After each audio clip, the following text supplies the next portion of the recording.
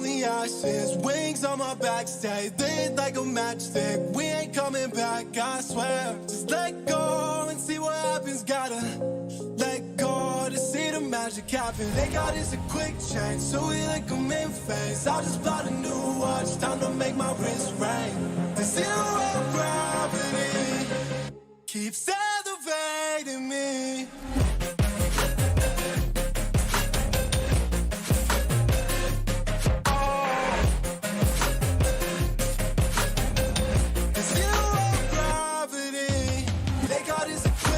So we like them in phase. I just bought a new watch, time to make my wrist ring.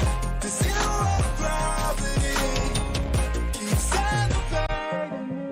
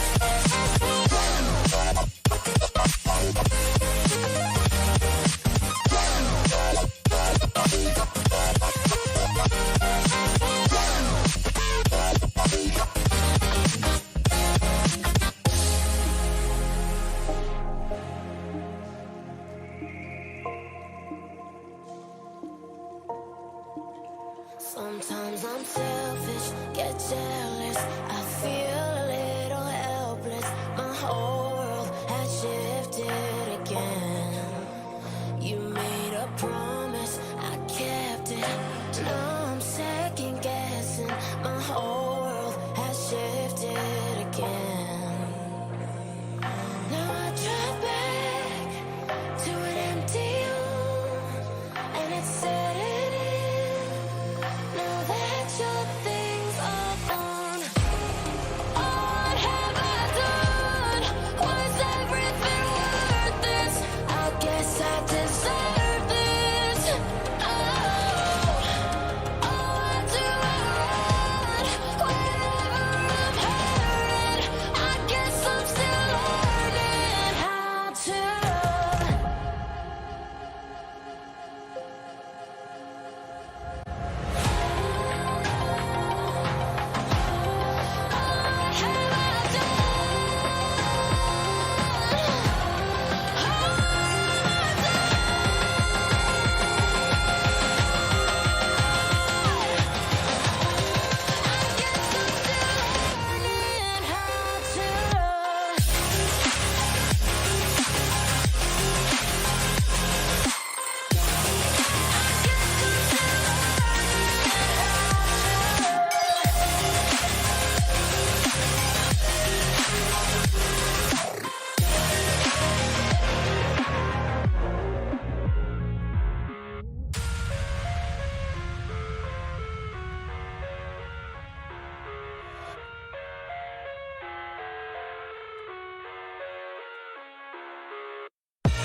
I live inside my own world of make-believe.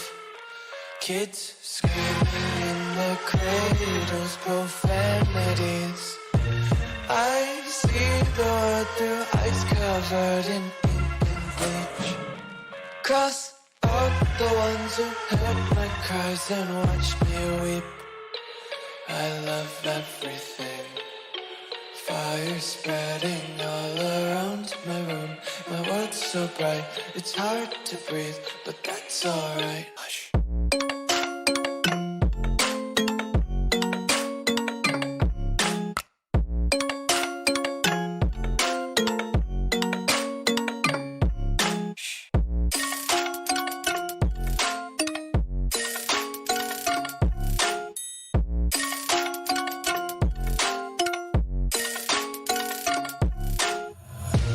Take my eyes open to force reality.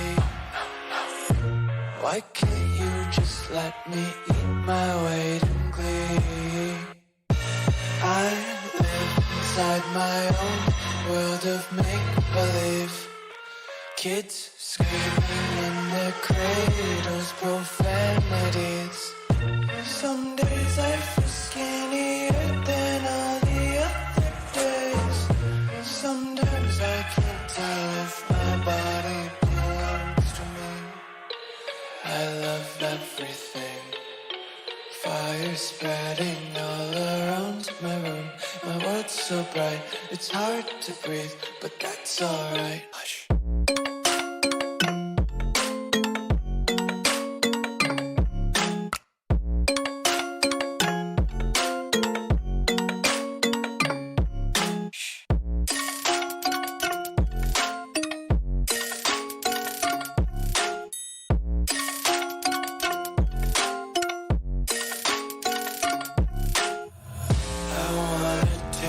Content, hold your breath and feel the tension. Devils hide behind redemption. Honesty is a one-way gate to hell.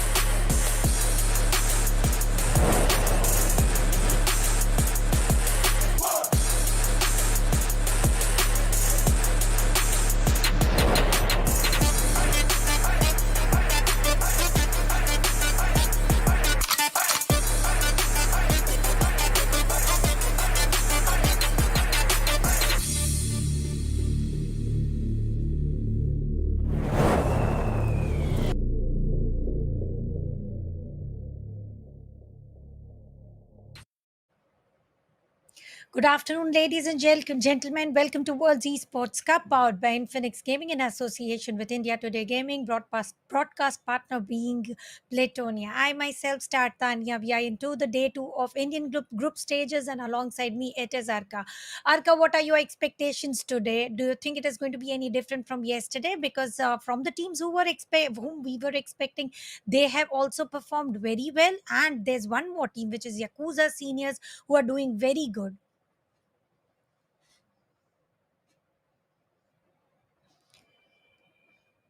There might be a tiny bit of a glitch coming in from Arka. I, No I I worries. believe that I'm back.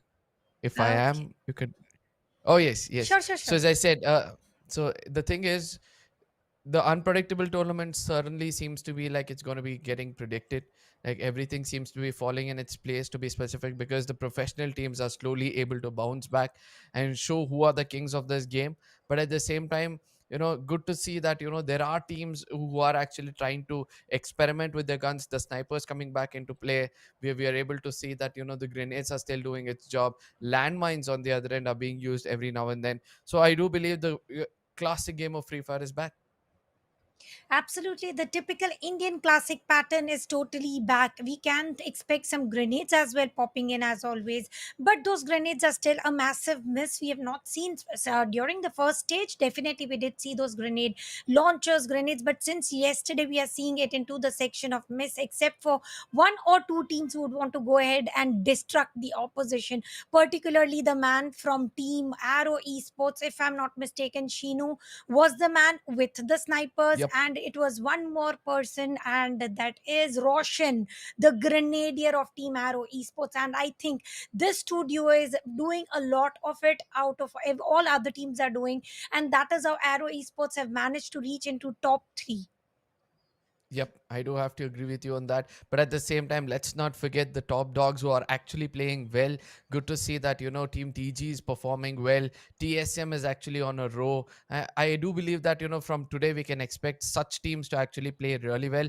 But the teams on the bottom would have counter strategized against these teams because it's just the second day. And today, this best of six is going to predict who's going to be the team. It's going to finalize who's going to be the team who's going to be on the top four or who's going to represent India into the next stages, because by now everybody have understood the seriousness of this game in this tournament, as well as I would say that the strategies what they were going through, the A plan and the B plan we have been speaking about, the sudden shift from A plan to B plan within the game seems to be next to impossible, because sudden it's all basically on the assaulter, right? Your assaulter is the person who will be leading you in the forefront when it comes to a fight, and when things are not working out, it's very hard for your assaulter to actually stop doing what he does, because he's prone to be involuntarily attacking people. So the plan B plans for everybody might be not working out within the game, but if they start off the day itself with a plan B, I do believe that they have a chance to bounce back.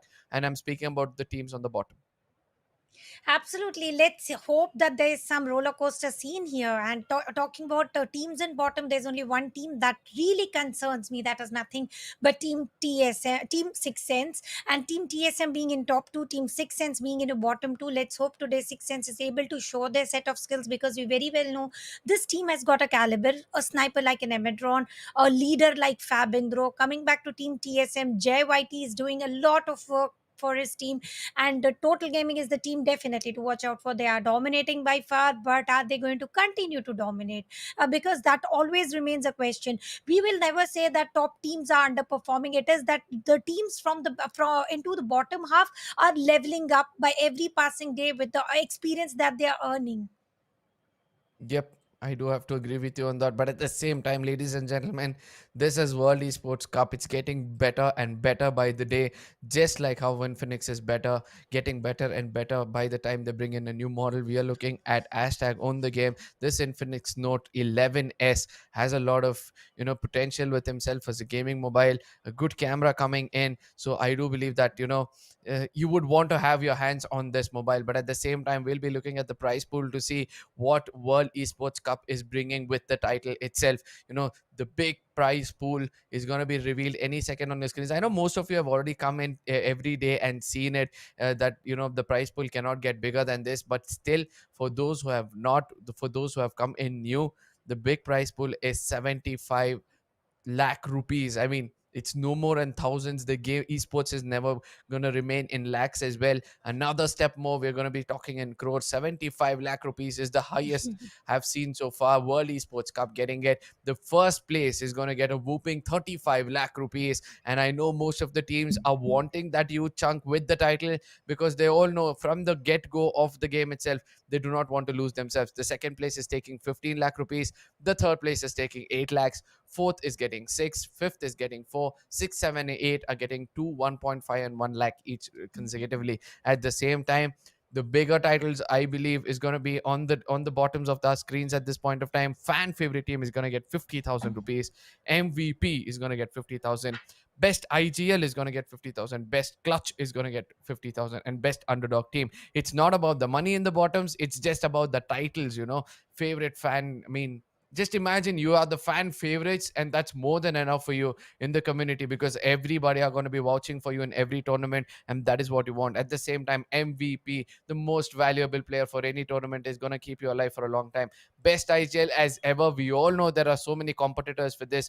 Best clutch, at the end of the day, we already have a lot of nominees in this, but I know that they're going to take a notch better, because we're going to consider the scenario in which they've clutched the game as well. At the same time, the best underdog team, and we all know the underdogs are actually performing here, and most of them are aiming to get this title for themselves. Absolutely, they are aiming to get the title. If you're not able to reach into the marker of top one, top two, but certainly you still do stand a chance to be the MVP, achieve the best clutch, because you've seen certain moments that those are also going to get considered about how are you clutching, being the solo man fighting against two teams. There are going to be several different aspects where your clutch will be compared. So if you're not able to reach towards top two, top three, still you can take something into your pockets, maybe a five digit figure, but alongside that you're going to get a lot of love and support. Being fan favorite is one of the key factors that you earn into the era of esports. It is not very easy to achieve that title, and you have got an opportunity coming in. Yep, I do agree with you on that as well. But let's see how things will turn out. Yes, ladies and gentlemen, the schedule is going to be the same. We're going to be playing 6 maps in total. The first 3 maps is going to be Bermuda, then it's going to be Purgatory, and then it's going to be Kalahari. That's going to be repeated twice. And all of this will be confirmed on our screens any second soon.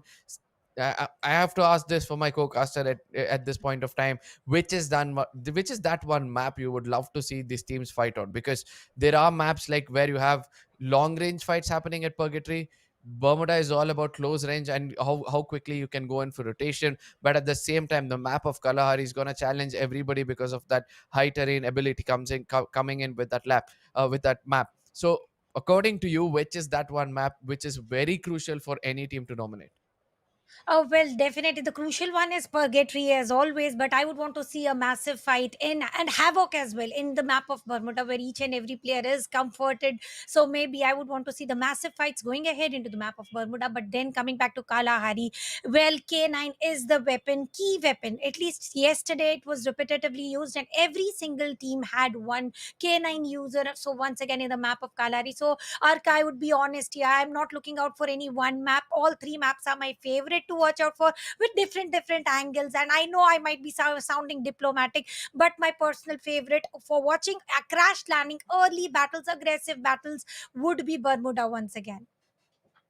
Yep, but for me, it's going to be the map of Kalahari, because at the end of the day, when Kalahari strikes in, the overall points table seems to change a lot, because those teams who have not performed in the first 2 matches tend to go a little, bonkers in the third map, or they would want to play it a little safe, put some placement points for themselves. And that is how, everybody comes closer to one another, and those grenades are going to pop up every now and then and make sure that they give different kind of kill feed as well as a different kind of overall points table, because that is going to be a big game changer. At the same time, coming back, we're going to have 2 3 different changes according to me in today's game, because the teams on the top will be aiming not to continue their aggressive mode, is what I believe. But in case they continue to do so, the other teams obviously would have counter strategized against them, because we have seen that the scout of every team who travels in a vehicle is just left alone. He's not been taken down initially. So every team would have read that in the previous game, and in their homework they'll be aiming to take down that one player and make the opposite team vulnerable, because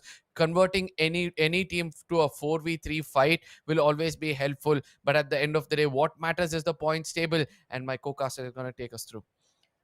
Definitely. So the points table, well, to those who are new, I would want to explain it very nicely. Rank 1 is going to take away total of 12 points. So when you earn a booyah, you earn total of 12 points. The only placement points where you can expect a double digit. And looking forward to the next position, 9 and so on and so forth until position 10, where you are going to earn 1 point in terms of placement. But then for position 11 and 12, all you can earn is nothing but kill points. So make sure you are able to accumulate those 4 points, which can take you above and beyond of position 10, 9, 8, and also get you to the lead of position 7. So maybe you're not getting any placement points, but still you can earn and learn alongside in terms of getting frags. Yeah, but at the same time, if you have 8 frags in your name, by the end of the day, you're equivalent to the third position. And that is what frags can actually give you. Those skill points are going to make sure that you're on the top of the table, or at least have a fighting chance at the end of the day. So it's important for any team to pick up some kills as they move around in their rotation. But at the same time, they need to have all 4 men standing at the end of the day. Because in the final circle, when you have all 4 men standing, it always gives you a great opportunity, because we have seen Total Gaming at least has 3 men standing every single time they come into the final circle. And whenever they fail to get 3 people, they've always failed to secure the booyah, which they're always looking forward for. So, all these things said and done, I'm pretty much excited to see what's going to happen in the first map. Speculations coming in that the zone probably will take a northern shift, and everybody would want to go in and fight on the northern side. But for you, where do you think the zone is going to be crucial for other teams to actually perform? Like, Well, for especially, which is going to be hard for the teams on the top of the table.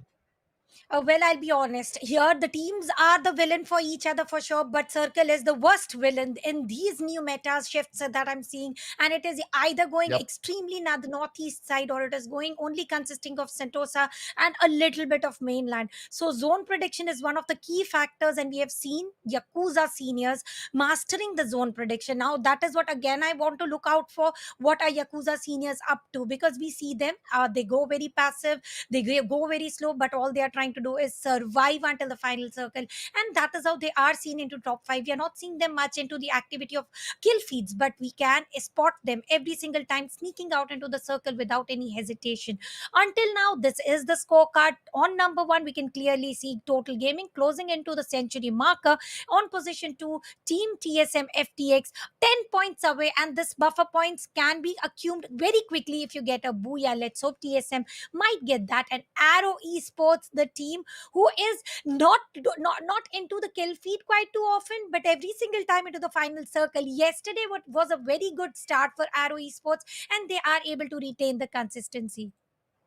Yeah, but at the same time, they have to watch out for the team coming up, closing up behind. It's going to be BFA, Black Flag Army, because they are pretty much 7 points away from them. In case they do reach equivalent to the side of Arrow Esports, they're going to outnumber them, because obviously the kill points is going to matter in this tournament. At the same time, Yakuza seniors, we were speaking about them, consistency being there with both rank points and kill points, and that is why they are there on the 5th position, and they have a very good fighting chance for that 4th position. But TGB on the other side, we have seen that this is the team which always goes in for rank points. Because of the lack of kill points, they might be put down as well. So it's important for everybody to maintain balance.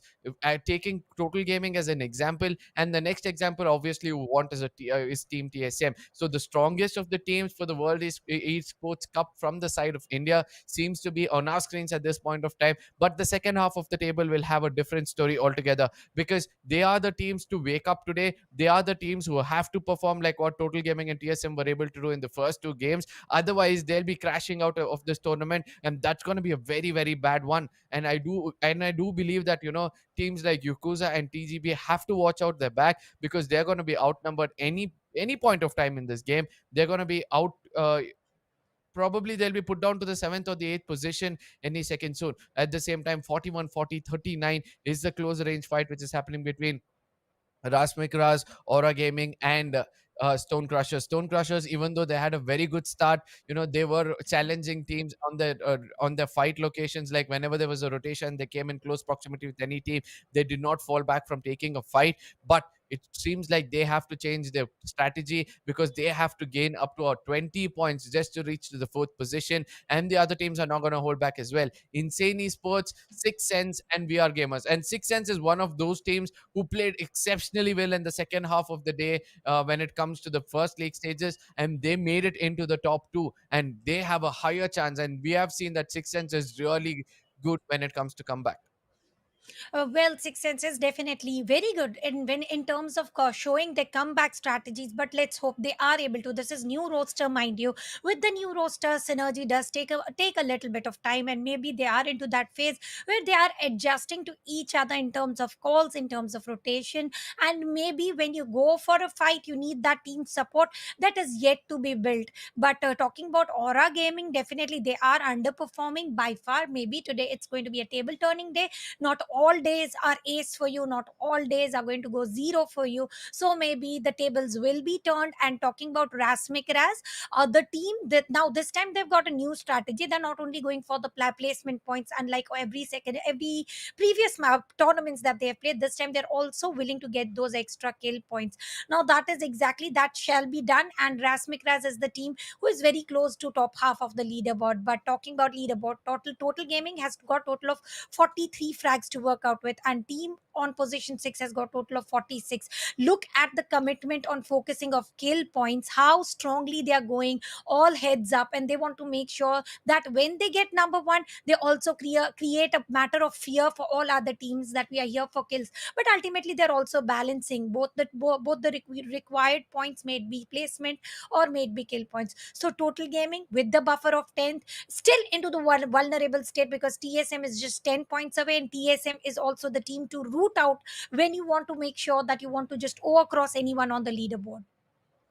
At the same time, Total Gaming will be reaching the century mark any second, any point of time today. Probably by the end of the first game itself, they'll be reaching that point. And once they reach it, it's going to be very easy for them to cement themselves into the top four from the side of the Indian chapter. And I do believe that representing India in the World Esports Cup is going to be the biggest matter for any team who's going to be selected on the top four. Let me remind you guys that the best of 12, which has been taken place over here, is going to give you the best of the product. It's like you're going to rub two diamonds together and see which is the strongest one, and then it's going to outshine everyone else, and it'll be taken forward from here on. So let's see amongst the diamonds which is going to be the Koinur. At the same time, we'll be stepping into the map of Bermuda first, where we are able to see that the drop clashes are pretty much come to a nil by the end of the map yesterday, because everybody have understood it's not easy for us to take a head-on battle with teams like TSM or Total Gaming, because they are concentrating pretty much on kill points and not anything else. So for the rest of the other teams, they would want to go to the drop location, and Arrow Esports on the other side, we are being continuously saying that they want to get into the blue tie zone no matter where it is, right? They want to just jump into the blue zone, acquire all kinds of firepower. It's just that they're not able to get enough number of kills with that kind of firepower. But if someone is going to challenge them at the blue tire zone and take them down in at least one map or two maps, then Arrow Gaming will choose to go to another place, obviously. But that team which is going to challenge them and take those kills as well as the loot have an opportunity to outnumber them on the third position and take their position and put them down and build a lot of pressure on them. So let's see whether Absolutely. anybody will be choosing to do that. And you were saying, Yeah, absolutely. I like the strategy of Arrow Gaming. They're not determined to any location. They are determined for the best of the loots. And now with that sort of a loots, they have been able to get a little amount of kills, but a massive blow to other teams by not getting those hand cannons. Because you have seen devastating hand cannons used by Roshan once or twice repeatedly and taking down two players altogether. So again, I yeah. think Arrow Gaming is going to make sure that they continue with the same set of play. But I think as yesterday they have studied, just like us, they've analyzed this team. There might be some contenders who would also want to take down Arrow Gaming, because it is a competition. Ultimately you want to take down the toughest competitor coming your way. Yeah, but it's important, right? It's common sense. You take down the king, and that is how you'll be able to sit on the throne. If you're not doing that, then obviously you're gonna be on the second or the third position, trying to be the minister of the kings. But let's see how things will go from here on, because we all know that pretty much everybody are excited to see which is their favorite team who's gonna be, securing more kills, will be securing more booyahs in today's game and cementing themselves into the top 4. At the same time, audience, it's time for you guys to go in and spam your favorite team in the chat. Do not forget to share it among your friends, because before the game starts, there's going to be a very small window of 2 minutes right now. Not even two, I do believe. The game is going to start any second now. So it's important for you guys to go share it among your friends. Make sure that they come over here and watch this game, because today the fight is going to be more intense than ever, because everybody will be aiming to come into the top 4. Because after the end of today, we'll be getting to know who are the 4 teams who will be representing India to fight out in the World Esports Cup. And this representation is going to get you the best of the rewards, and being champion of the champions is one of the title to watch out for. India Today Gaming and Infinix Smartphones have definitely got best of the potentials of all nations into their nations, and sorry, into their participation. And then after that, you are going to get the best teams, and then best teams colliding. That is a long journey, though. We are going to walk through there when the time comes. But coming back to today, we are at Indian group stages. 12 teams are going to battle non-stop for 4 to 5 days, and only 4 teams gets the opportunity. Imagine in the very first 2 to 3 days, if the teams like Total Gaming, TSM have already cemented the place, the comeback shall be real. But also with that reality comes a harsh truth, bitter truth, that it is not going to be any easier. Each day the competition is going to get tougher and toughest. So if you want to make sure you mark that top 4 position, you have to start putting it in all together into from the very start until the end. Because 2 days go very good, and 2 days doesn't reach towards the expectations of your viewers, or maybe self expectations as well. You will not be able to cross the path of those top 4. Yep, completely agreed on this point. But at the same time, I really want to see who's going to challenge the Kings, because ultimately you have to restrict them from even gaining one more point, because an average of 5 points in every map is more than enough to, make sure that they retain the top spot until the end of these league stages. And I do believe that most of these teams will be looking forward to challenge them as soon as possible, or probably restrict them in their rotation. And somewhere I feel these top teams will not want to go for the kind of rotations they have been doing all these days, because they have understood that, if we try to go this time, nobody is going to stop their crosshairs being connected, nobody's going to stop their bullets being connected to us. But at the same time, those vehicles is what is I'm looking forward for. The sound of McLaren is so damn high at this point of time. It If you just pass by any team, they're going to attract, it's going to attract not one but all 4 players' attention, and they really want to come down and take down that vehicle to get those valuable kill points. Any second soon, ladies and gentlemen, we'll be jumping into the map of Bermuda, the first map of the day and the first map of the second day of these stages, where it's important for every team. It's a do or die situation for the teams on 4 to the last, because they are the teams you have to make sure that they play a lot of points through ranks as well as kills. Ladies and gentlemen, here we go ahead with the very first match for the day 2. And here we go ahead. The flight path is already on, and the players have already started to jump in. Now, that is quite quick. This is Group Stage Day 2 Map 1. World Esports Cup powered by Infinix Smartphone and associated with India Today Gaming, in broadcast partner being Platonia. The flight path is very helpful. Splitting map 50-50 diagonally and spread out shall be good. Now, something that is different is Arrow Esports not rooting for blue zone. Now, Arrow Esports are very well aware that their plans, that their strategies have been studied. Doesn't want to risk no matter what. Storm crashes on the grounds of Riverside. YAKUZA seniors in the spread of peak, and as well as Team 6 Sense near to the peak. Now, something very interesting.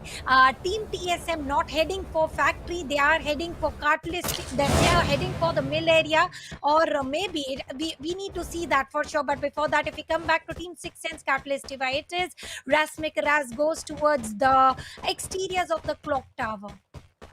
Yeah, but at the same time, towards the side of Kototua, which is going to be specific. But at the same time, 2 teams over here who might go for a frontal battle at the side of Observatory is going to be WRG, as well as the team of I believe it was TGB. Yes, but TGB is going to fall back immediately into the blue tire zone, because they do understand that nobody has gone at that corner. They want to take advantage of all the firepower they can. As I said, teams on the top would not want to go in and play the same kind of gameplay they did yesterday. TSM, on the other end, wants to stick on to their very old way of playing this game, where they're going to be going in for a split gameplay at Mass Electric as well as the side of Factory. And I do believe they're going to be grounded with a lot of loot for themselves.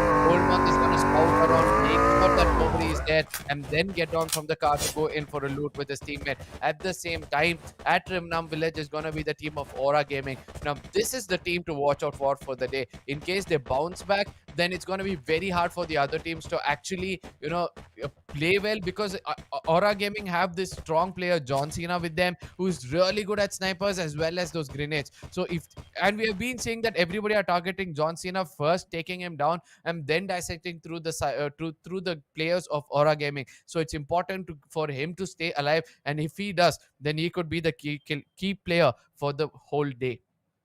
Absolutely, he can be the key player for the whole day, an entire day, depending on one good sniper. Has been a meta recently, so we can expect John Cena getting some casualties done. Let's see how everything is going to happen. For now, if we have a look at it is Sentosa, if I'm not mistaken. They are Team Six Sense near to that Sentosa. Now that is the last thing that I would have expected. Team Black Flag Army, they are also sharing the grounds. 4 versus 4 is the situation, and the teams did not end up landing on the grounds of Sentosa. They made a move. They used zip lines. Now that is also something smart to avoid any casualties, to lose any players early on. As always, it is Aura Gaming on the grounds of Rimnam Village. That is how exactly they are playing. And talking about one more team, which is none but Team TSM. They are at Mars Electric now, abandoning factory randomly. That is something strange. That is a part of a study, Arka. Now TSM and Six Sense doesn't want to end up losing players very early on. They suffered yesterday. They don't want to continue the suffering today. And talking about Team Six Sense, they have spotted a player 1000. Let's see if there's going to be any connection with the SKS into the hands. Yeah, but at the same time, good to see that Six Sense is trying to, not going in for a attack as soon as they see an enemy. They want to regroup first. They want to study the movements of the enemies and then go in for the kill. BFA on the other side is taking those vehicles that could have grabbed the attention of Six Sense to push a little forward towards them. But it looks like they're going to be crossing the bridge as soon as possible. Probably they did realize that Six Sense is going to be pretty much close to them and come against them anytime soon. So BFA have done a good job to run away at this point of time. At the same time, Six Sense is going to make sure that they'll do a little more farming, get more bullets for themselves or any kind of inventory they need for the game, because that is the only way for them to survive until the end. Because we have seen that the resources get burnt a lot on the map of Bermuda when you're trying to cross from one island to another, because it's easy for other teams to gatekeep them. So they'll be burning a lot of resources trying to counter-attack them. At the same time, in the finals, until the final circle, if you're a team like Six Sense who's aggressive, you need to have a lot of resources in your pocket. Absolutely, you are going to need this amount of resources, and I hope they are able to farm with the scythe in the hand. I'm afraid if they are going for slicing and dicing, or are they on the way of farming? On the grounds of peak, totally 3 teams are spotted, and if we have a look at Team TIE, are they willing to pick up a fight? Indeed, yes, they have spotted. Why wouldn't they attack if they have the advantage of getting a peak first against the opponents? But RAAZ will not come into the hand so easily. They've got the best of the compounds, indeed biggest of the compounds on the grounds of pick, which is vulnerable to grenades with so many door openings coming their way. They are all stacked up in one single room of this biggest compound. Let's see who's going to initiate the battle, with Team YAKUZA Seniors also paving the way. And I'm afraid for Team TIE right now, this is the team that might get attacked, and indeed they are not getting attacked, they are attacking YAKUZA Seniors. YAKUZA Seniors pushing it all the way through in. Let's see who takes down whom. Tough time for Team TIE right now. At the same time, this three-way Mexican standoff, we have to see who's going to be blessed in this game. Vishal on the other side, a grenade has been cooked against him, but he was clever enough to stay in another compound. Yakuza Seniors are looking more promising at this point of time, because they do realize that TIE is pretty much close to them, and that was a very way to camouflage themselves, and that is going to be the side of Yakuza Seniors. And we have to see TIE on the other side, they immediately regroup with their teammate. They do understand that Yakuza Seniors have come in a very close proximity, so they did not want to take any kind of risk. TIE on the other side, they're trying to attack from 2 different angles towards the side of Yakuza Seniors, but I don't know how well that is going to turn out for them. There is going to be the slow grenade, the ice grenade, which comes in, trying to restrict the players' movements or make them slow at this point of time. Yakuza Seniors not burning their resources at this point of time, waiting for the opponent to come out of their den so that they can take the fight against them. All four players of Yakuza Seniors together will be starting the assault against the side of WRC who dare to come close to them. And I do believe that TIE, this team of excellent standoff could be something turning out against the side of TIE as they have dared to come out of their den and try to connect those fights against two teams. And I don't know how well that is going to turn out.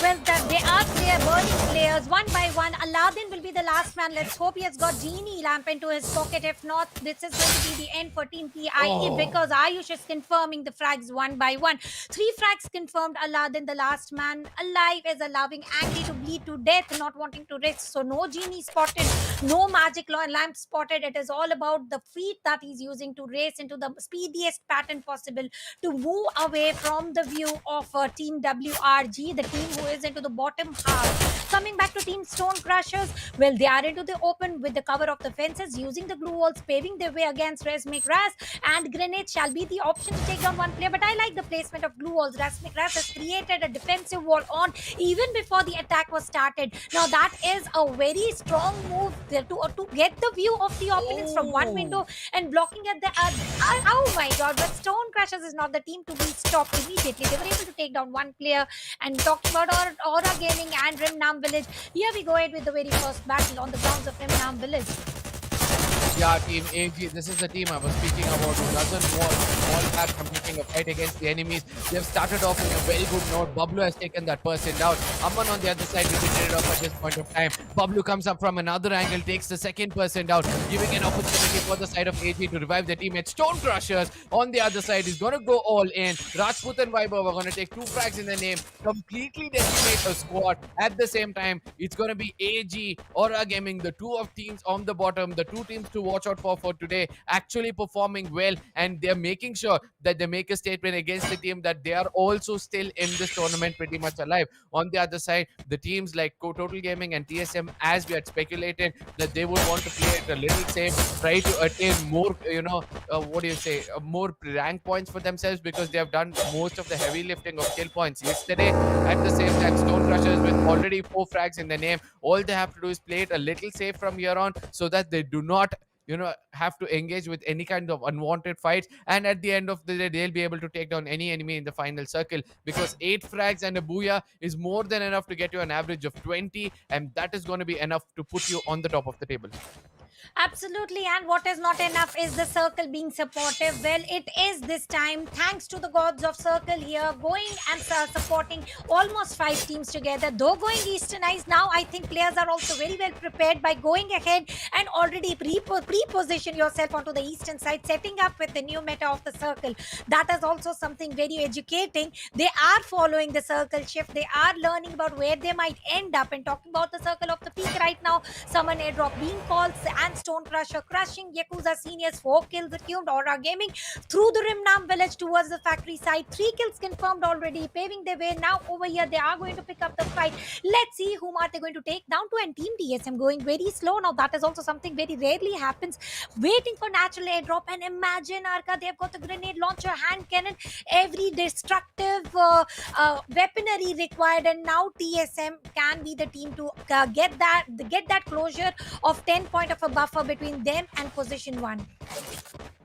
Yes, I do believe that from the beginning that has been their target, but at the same time TSM also have to watch out what Total Gaming's rotation is going to be, because they do not mind going outside the zone and coming behind you and backstabbing you, and that has been working out well for them. So it's important for TSM to watch out for the back, even though they're trying to decimate enemies in the front with that grenade launchers or the hand cannons. We can still see that WRG and SE are the only 2 teams who have got 4 frags, whereas Stone Crushers are pretty much on their upper end because they have all 4 men standing. Right now, they're trying to challenge the side of VRC. Slayer is going to be leading from the front, probably wants to cook up a grenade against the side of Stone Crushers. Rajput, look at the kind of backup he's able to give with that gun, and I do believe that with this kind of backup, Stone Crushers will be able to push in and put some grenades into the face of BFA. They did once again going with the grenade battles. Like they are trying to master the grenades, and this is something that we have always spotted into the Indian segment where the players are pushing after giving in some damage with the grenade or maybe getting some early knocks. But this time they are trying to cook the grenades and then again canceling. They want to make sure when they put a grenade, when they throw a grenade, they want the damage to be delivered. Going for a TPP preview, I'm afraid if there's going to be any visual available and Team TSM still near to the natural airdrop on the grounds of peak, and against them it is We Are Gamers. Old Monk looks ready with the AC-80 in his hand to give a push against Team WRG, and look at the split and the comfort coming in from Team TSM. They have got the cover of the ridge, they have got natural airdrop, they have got the vehicles for rotation, and they have also got the circle, and they are on position too. Circle is also going to take a shift, but this time I think Circle is being a little polite to all the players participating right now within the lobby. It might just go centralized. Yeah, and I hope it goes towards the side of Bhima Sakti Strip, expecting all these players to take a rotation towards their western side, where TSG has one last man standing pretty much towards the side of Bhima Sakti Strip, because that is the only way to challenge these players to actually see how things will go, whether it'll go towards their end. But on the other side, the zone has a different story to say. It's gonna allow everybody to come into the circle for now. Those teams inside that hard compound are the teams to watch out for, because they have an opportunity to gatekeep enemies, but at the same time they also have an opportunity to actually hold on to their compounds very well and play for placement points. At the same time, we are able to see that two teams, the love story between two teams seems not to end. It's going to be Stone Crushers versus the side of BFA at this point of time, and I want to see who will be that one first team who's going to be initiating a fight, because we can see that there's going to be a different kind of inventory being carried by most of these teams. They're not relying on the previous guns which they used to carry, like Woodpecker or probably Dual Vector or an MP5. I can see that there's been some changes in their inventory, so that comes up to say that we have to watch out for those teams with those new guns, because something could have been working well for them, right? P90s are not visible in anybody's hand, and that is also a point, that is also something which we have to watch out for. And I've also seen that healing rifles are being held by each and every team. Probably healing rifle is that SG15, but let's see what is going to be the story, because we all know that at the end of this timer, by the timer this ends, and everybody is going to come in close proximity with one another. Well, Circle did get centralized. Here we are able to see that VRC 1000, without losing any players, they have made a move and they are against Team Aura Gaming right now. This battle has been avoided for quite too long, but not for any longer, because the players have started to make sure to accumulate some kills. And if you have a look at Aura Gaming's position, they are on the exterior side. They will have to make a move once the Circle takes a shift, and they will have to battle against Team Black Flag Army. Let's see who initiates the battle first, because Black Flag Army is also choked against Stone Crushers. They cannot immediately rush into the open and make a move. If at all they do, I think they will be the first team to get eliminated. Arrow Esports once again repeating their difficult play strategy by going as slow as possible, entering the circle, and Team 610 coming to the action, delivering a lot of damage. No knock seen as of now, but multiple damage attacks are spotted. Let's see if they are able to convert it into the knock. Indeed, yes, they are able to convert it, and Stoner will not delay the confirmation as well. He wants to make sure he gets the confirmation, but Arrow Esports placed multiple blue walls, revives the teammates, and on the court, YAKUZA Sinners have decimated PCR Gamers, and Arrow RNS with the parapet attack have spotted Reaper here. So Arrow Gaming have changed the criteria of picking up a battle. They don't want to fight Sixtens, they want to make sure they fight YAKUZA Seniors here. Yeah, but at the same time, Harrow Gaming have to be very careful, because YAKUZA Seniors have understood that there is a team to their left. They would want to actually run into the circle, because they are the team closest to the circle at this point of time. And the importance of Arrow Gaming actually making inside the circle could be next to not possible, because Sixth Sense are going to backstab them. Sixth Sense are going to take advantage of all these fights. As we said, Sixth Sense is the team of comeback, and let's see whether they'll be able to do it at this point of time. They have a compound in front of them to which they can actually go in and take cover. Team 6 on the other side, YAKUZA Seniors, as I was speaking about, the team which has the capability to get inside the circle, seems to be doing that as well. We can see some vehicles are also be putting into use. Sixth Sense have gone to the hard compound which is in front of them. This gives them an opportunity to gatekeep not one but two teams. That's going to be YAKUZA as well as Arrow Esports. At the same time, they're going to have a little bit of a divided attention, because they have teams on the front and on the right, but their back are clear, and that's the most important thing. And Stone Crushers on the other side are not stopping themselves as they've understood the seriousness of this game and they're taking the fight against any enemies. YAKUZA Sinners in the hands of Stone Crushers at this point of time, as well as Sixth Sense, and Sixth Sense seems to be dominating. It's TSM who will be trying to push in with those grenades. It's going to be Aura Gaming versus TSM, and let's see whether Aura Gaming will be able to silence the top dog. And Team TSM now pushing it all together. Cautious with the grenade. Just confirm one frag. There are going to be only 3 frags by far, and the last man has been decimated as well by the old fox. The spray coming in. 5 frags, no loss of player. Tentative booyah coming in into the name of Team TSM. But will they be allowed with Circle not being supportive? Let's see if Team Six Sense holding their position for quite too long. Now making a move with only 1 frag into their names. Zedu with a home. What a perfect shot connection attempt. Unfortunately, 3 cover did not deliver what exactly he was demanding from himself. With the cover of fence, realizing the grenades are popping in, and Donor once again gave it only now. Zedu with the grenade, second on the ball as well. Confirmed Zedu and also takes down Dr. Cosmic. What a perfect grenadian. Six Sense has gone, and in the quarter, they turned themselves into the team leader, into the kill leader. The Six Sense get all in, decimating Black Flag Army. 7 kills coming in, and 4 from Stoner.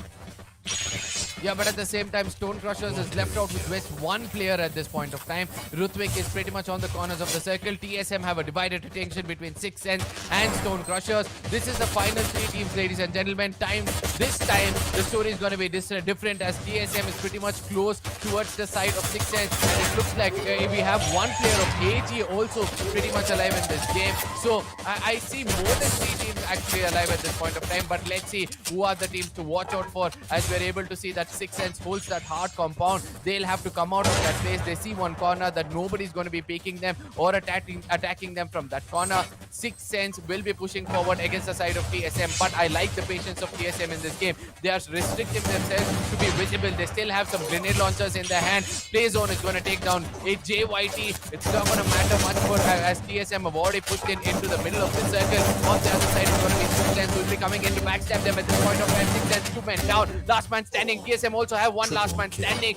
Both of them take one another down, and I do believe the booyah went into the hands of Six Sense, if I'm not wrong, because he had held that zone for themselves. No, it's going to be TSM. I'm so sorry. Somewhere I felt that, Six Sense had that opportunity of taking it home, but TSM on the other side, they came in slow. They secured the booyah in such a way that they're going to be registering not only the top position, but also putting a lot of buffer points between themselves and Total Gaming. Absolutely, what a perfect set of play between 2 teams, TSM and Six Sense, and these are the 2 teams that we have been talking about over and over times. This time, Team Six Sense is definitely leveling up, but Stoner, if at all, he would have been into the safe zone. Booyah would have definitely gone into the pockets of Six Sense, but the presence of mind, last man standing, Team TSM, he made sure to stay within the circle, within the safe zone, and that is exactly what was required by Team TSM to get that booyah, recurrent booyah. And now I think Arka, they have done enough to cross over that 10-point buffer and reach to the number 1 spot. Now contesting to number 1 for Team Six Sense is going to be very difficult, but with the set of play that they showed right now, nothing is impossible. They might still be able to climb up into top 4 and still be into the competition.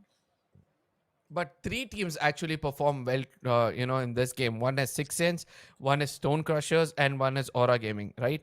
So these 3 teams were pretty much alive until the final circle or the final 2 circles. So they have put up some really good points for themselves. Total Gaming, I really don't understand where they got eliminated in between those fights, because they were not visible in the final circle. But at the same time, somewhere when I thought that Six Sense could actually dominate against the side of TSM, because they had already lost a player because of the zone. It's just that TSM's gameplay has turned out to be so strong. The synergy is so well set that they're going to make sure that there's one man standing right in the middle of the circle. The other 2 are going to guard him on the either side, because they have a compound to work out with. They're going to restrict players to actually make it inside the circle rather than, taking them down, because they understood once the zone starts to shrink in, the damage of the zone is more than enough for the enemies to actually go down rather than them wasting their resources. So I do believe that, TSM were successfully able to do that and get a booyah for themselves. But I remember that they had 8 frags before the final fight. Probably they attained another 3-4.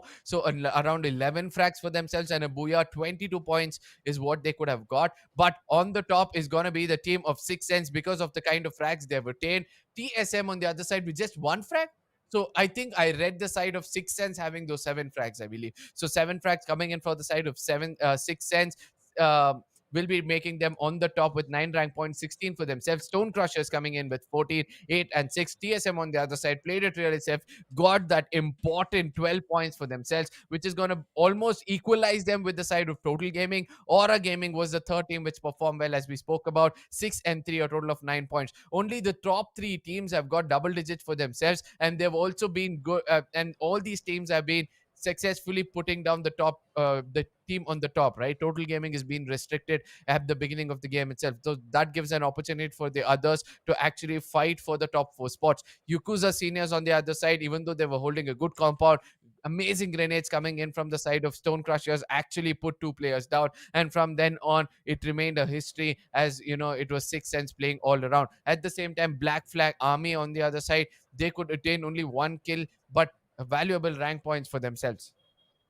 So with that team TSM with the Booyah and total of 10 massive kill points, they've got total of 22 points to secure, followed by 6 cents. Now two rosters divided, still in top two. Let's see how strong this rivalry is going to build up to, because this is one of the stories that I'm looking out for sure. Coming back to Stone Crushers, the last team to procure double digit, and then comes 788. Now single digit score is definitely coming, and with the massive amount of kills already accumulated into the top six of the teams, I'm afraid what was left for the next half of the map wise scorecard, well, certainly there was nothing left. There are four teams who goes empty handed in terms of kill points: Arrow Esports, TGB, RASMIC, RAAZ, and Total Gaming.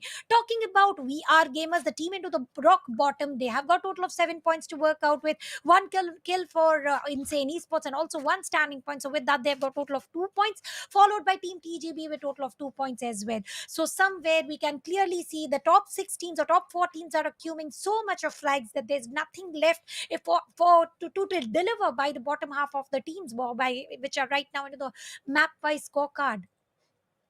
Yep, and look at that. For the first time in this tournament, we'll be able to see Total Gaming with 0 numbers, and that is going to be heartbreaking for those fans. But at the same time, it's they have to put a smile on their face, because Total Gaming have already done the heavy lifting, right? So they have done most of it. They've got 90 plus points in their pocket. Somewhere we felt that by the end of the first game, they'll be able to come into the triple digit mark. But it looks like it could be the side of TSM who would have reached that point, or probably 1 point away from the triple digit mark. So let's see what's going to happen in the overall points table. That's going to give us a clearer picture as where the teams are and which are the teams who have a fighting chance into the remaining 2 spots, because Total Gaming and TSM pretty much have cemented themselves in the top two. The only way to take them down is to make sure that you secure one booyah with, like, one game with 30 plus points, or probably 20 plus, or 2 consecutive games with 20 plus points. And I know that's next to impossible at the stage of this tournament we are in right now. Absolutely, it is not so easy. It is going to be a little difficult. And now we for telling like that, you need to make sure you get those 12 points, getting those kill for 12 kill points. Right now, the Yep. very first we are procured by Team TSM also did not have 12 kills to work out with. So it takes a lot to get those numbers. And ultimately, if there's a team who is able to get those 25 marker points, or maybe somewhere 28, we have seen those days. It's not that it is not Yeah. possible. It is possible, but takes a lot of effort. You have to go. You have to joint perform in team in terms of circle performances. Oh. Let's talk about it a little later, but to the viewers, to the fans of Total Gaming, the scores have changed. The position Team TSM will be the number 1 point, and the first team to get a century mark across with total of 103 points. Total Gaming left with 91 points. Arrow Esports still retaining with the position of position number 3, but Black Flag Army is also leveling up with 71 points. Yakuza Senior still retaining the position of top 5. Completely agreed on this point, but at the same time, look at how much Stone Crushers are made up so far, right? They were in the second half of the table. Now 53 points is where they've reached. All they need is another 20 in the next game to make sure that they challenge the side of Arrow Esports, only if Arrow Esports actually get taken on in the beginning of the game itself. But Total Gaming will be the team on redemption, because they want to make up to those points which they've lost in the first game. On the bottom of the table, we are able to see that Six Sense finally coming. They're getting some sense into that bull, and they're making sure that they take the fight against the enemies. 37 is where they have reached. They still have around 5 maps to go, and on an average, if they continue to get the same number of pointers, they'll be making it to the top 5 easily. RASMIC RAAZ also was one of those teams who couldn't secure any points. That is the point of concern for them. VR gamers, they have been pushed down to the last position. Aura Gaming on the other side, almost getting the 50 pointer for themselves. Even they have to continue to perform and do a little more better than what they've done in the previous game. So let's see how things will turn out for all these teams on the bottom, as the next map is going to be the map of Purgatory, where long range fights and snipers are going to get opportunities. And we all know the team with snipers right now at this point of time is going to be the team of Aura Gaming. We have John Cena, we have from Total Gaming, we have Mafia Bala. From TSM, we have JYT. And then from the side of Stone Crushers, I'm not getting his name, but there is a team over there. Absolutely, we can expect a lot of snipers incoming into the map of Purgatory, and it is a map for the open fields where you don't get too much of hard cover to cover. And if you are able to procure that hard compound, you are going to be one of the strongest team. Here, the glue walls are play the massive role of creating soft cover.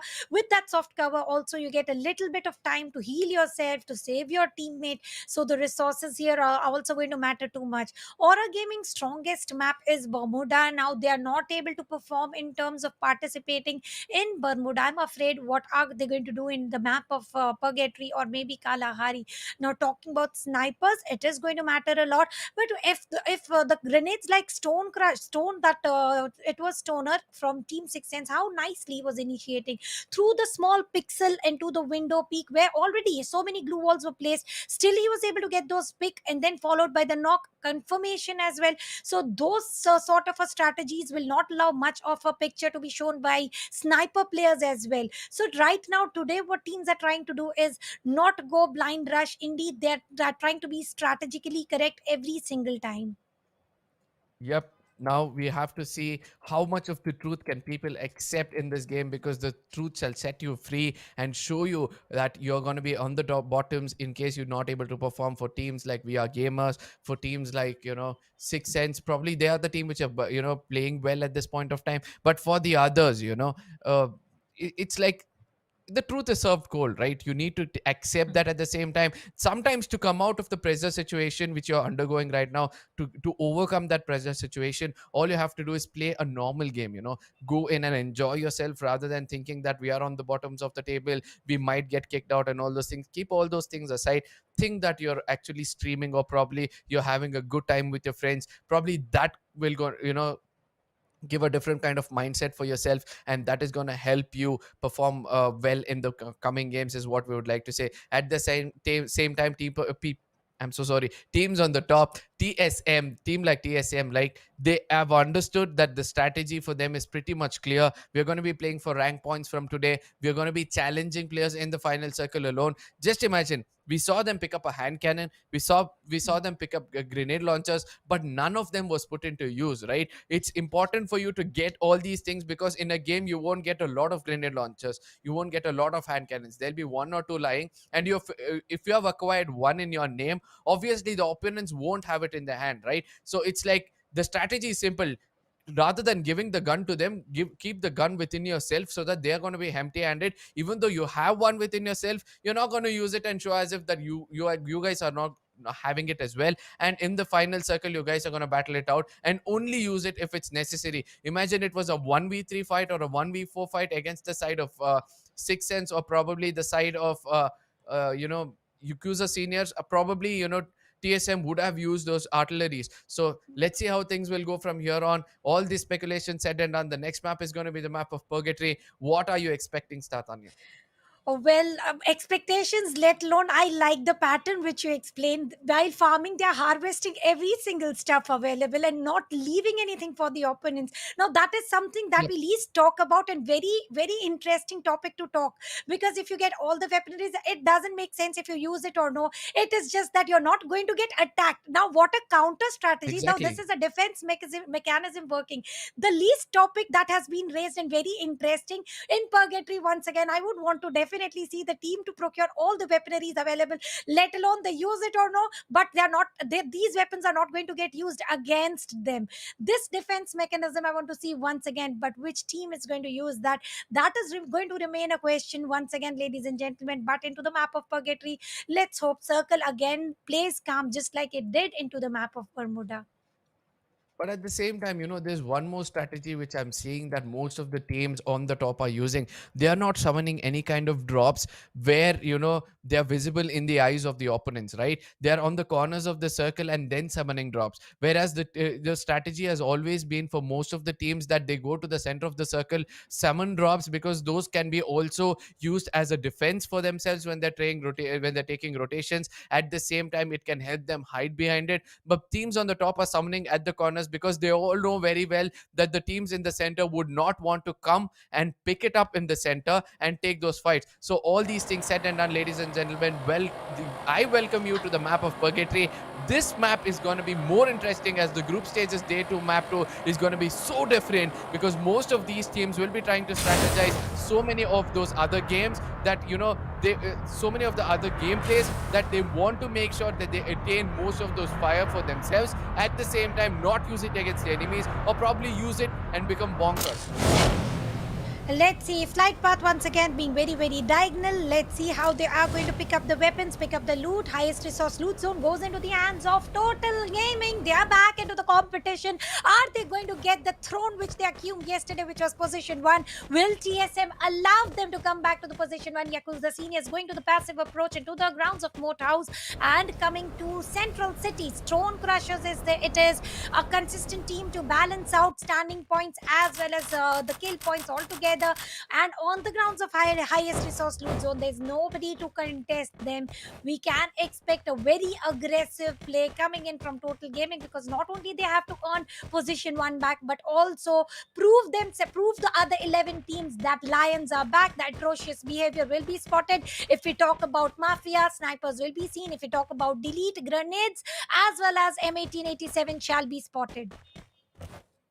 Yup. At the same time, towards the sky of Ski Lodge is where the maximum number of loot is what a team could find at this point of time. Every time I'm able to see that, they'll be able to see at least, that much amount of loot, which is more than enough for you to actually take an early skirmish. At the same time, we'll be looking at those teams at the center of the circle who are playing for placement points from here on. RASMIC on the other side, I don't know why the rotations are coming in so bad for them. They're actually taking unwanted fights, is what I'd like to say, because they are the team which is running out in the open, trying to challenge teams even though they do not have any kind of hard cover, and they're pretty overconfident about their abilities. And I do believe that it's not necessary for them to do that, because right now, first get some placement points in your name, because at the end of the day, when you have the right kind of artilleries, you can get those kill points. That is what Stone Crushers did right in the first game, and even Six Sense were able to do. They did not want to get any kind of unwanted fights, rather they accumulated all the kinds of loot for themselves, and when it was time for them to bombard the enemies, they did come up with the right kind of grenades, assaulted them, took 3-4 fracks in the beginning, and then again at the end of the day they had 3 more for themselves. Absolutely, they were able to accumulate some good kills. Let's hope they are able to continue with nobody on the southern island, as Central City to be in particular. Stone Crushers have got a lot of loot, because Central City has got enough loot to not only provide one team but total of 2 teams. So with that sort of a loot, we can expect Stone Crushers once again going ahead with the aggressive approach. Talking about the grounds of Mount Villa, and we can clearly see Team BFA is also still busy getting the best of the loot, and they are on the mainland. And let's see if they are going to initiate the battle. We have seen Team Black Flag Army not willing to go ahead, get that early battle into their foot, into their movement. They want to make sure they survive, and it is grounds of Brasilia where they are not playing into the spread out, not sharing the grounds with anyone. Where is Arrow Gaming? They're not at Brasilia. They're not. That is their default drop point. They're not at the highest resource loot zone, which in particular they tend to go. Aura Gaming is still near to the docks. John Cena has got a perfect location, an opportunity to gatekeep, and Oh, Stone Crushers versus RAAZ is about to start. They are closing in against each other. I don't think so. That's RASMIC RAAZ needs to take this fight. Slayer could be that off-angle player who comes in from a different angle, tries to take this enemy down. Ruthvik will be the but probably the goat is going to be Slayer at this point of time for the gods of FreeFire, because he's got pretty close to the side of RASMIC RAAZ. We are able to see that the player Slayer, actually the key player for them, got got detected, and he'll be attacked and taken down at this point of time. Punisher is going to make sure that he's going to live up to his name. At the same time, Stone Crushers will now fall back to regroup, which is one of the biggest mistakes they have done so far. If they're running away from this fight, this could be the beginning of the end for the side of Stone Crushers, is what I would like to say, because they are not choosing to do the right thing, taking the fight against the enemies, because RASMIC RAAZ are the team at this point of time. If they lose a player, they know how valuable all four players are supposed to be within themselves. If they lose a player, that is going to restrict their confidence, and that probably will be restricting them to go more when it comes to the overall points table. Stone Crushers on the other end trying to run away as far as possible. Ruthvik will be trying to take that zip line. Amkrish does realize that he's running towards that. He's going to be waiting for a many seconds soon. Ruthvik on the other side sees Unstopped, doesn't see the rest of his team are pretty much in front of him. I don't know why the Stone Crushers are right now taking unwanted fights. They are doing exactly what RASMIC RAAZ did in the previous game. Talking about Aura Gaming here, they are stuck into the freeze bomb deployed by RASMIC RAAZ here. Unstopped is being stopped. Definitely, Ruthvik has been confirmed with the freeze bomb. Now, that was the last thing that we could have expected in the battle right now. The trades are being taken. It's Bablu is down on the knees. So is one of the opponents coming in, and grenades are being exchanged here and there. The damage is also being exchanged, and over here, it's Bablu will be confirmed by the player Rhythm over here. One kill earned, one player lost. It is a fair trade by far, but only one team can get all the advantage. RASMIC RAAZ is able to procure 2 kills for themselves without losing any players, and 6 cents on the course are using the vehicles for the rotation. Unstopped is able to take down Rhythm, the grenade man, and over here Chris is also being attempted to be taken down by the grenade, and RASMIC RAAZ 3 players down on the knees, last player remaining. How long will he survive? Yeah, but at the same time, did you see what John Cena is doing at this point of time? He's not even worried about anything else. He just wants to put that grenade at the right spot so that it does the right kind of damage. But there was an opportunity for RASMIC RAAZ to actually take down John Cena, who was pretty much in the open. Aura Gaming on the other side are pretty much relying on making sure that they get the kill points for themselves, no matter how many players they lose. Stone Crushers on the other side with 2 men standing will go in for a longer rotation, then try to regroup from with their team. TSM on the other side, they are the team who are actually playing really well. They have all 4 men standing. RASMIC RAAZ on the other side gets eliminated. TIE, these are the teams actually who had to play well, right? Where we have Total Gaming right on the rock bottom with Arrow Gaming. These are the 2 teams which have to perform in this game, because Arrow Gaming have to realize that if they do a bad game, in one more bad game, they're going to be pushed down to either to the 5th or the 6th position. So looking forward to see what Arrow will be looking out for. Look at the kind of inventory they've thrown on the ground. They're going to put it down. They're going to sell it among one another and see who's going to pick up what, who's going to remain the assaulter, who's going to be the sniper. But at the same time, they're going to make sure they're going to have all kinds of bullets for themselves. One gun with all kinds of bullets will be more than enough for them to gatekeep and restrict someone to make it inside the circle. Let's see who's going to get restricted by the circle. For now, vehicles are being used, and as always, you can clearly see bikes and McLaren with the fullest of sound using the main road and enter the circle as well. Team TGB is still near to the fire brigade and having a good cover as well. I would also want to see circle once again. Team Black Flag Army spread out into the split of 50-50. Sniper tower it is. Total Gaming into the crosshairs of Zedu. Now Zedu is the sniper for the team. You can expect 1 or 2 casualties happening. And over here once again the circle is going all towards the eastern side. Arca Western and Moat House, both the islands are totally abandoned. Now circle doesn't want to get them involved. Landing there makes no sense for any of the teams, so we are not seeing any early casualties in Mount Villa, Quarry, Golf Course or Marble Works. They have already pre-prepared themselves that let's go where the circle might take a shift. Now that is really explanatory into its own terms into the map of Bermuda as well. All the teams preferred eastern direction. Once again they have gone and picked up the eastern side. Talking about Arrow Esports, not landing there, not going for the highest resource zone, but then they have to go towards their home ground, which is Brasilia.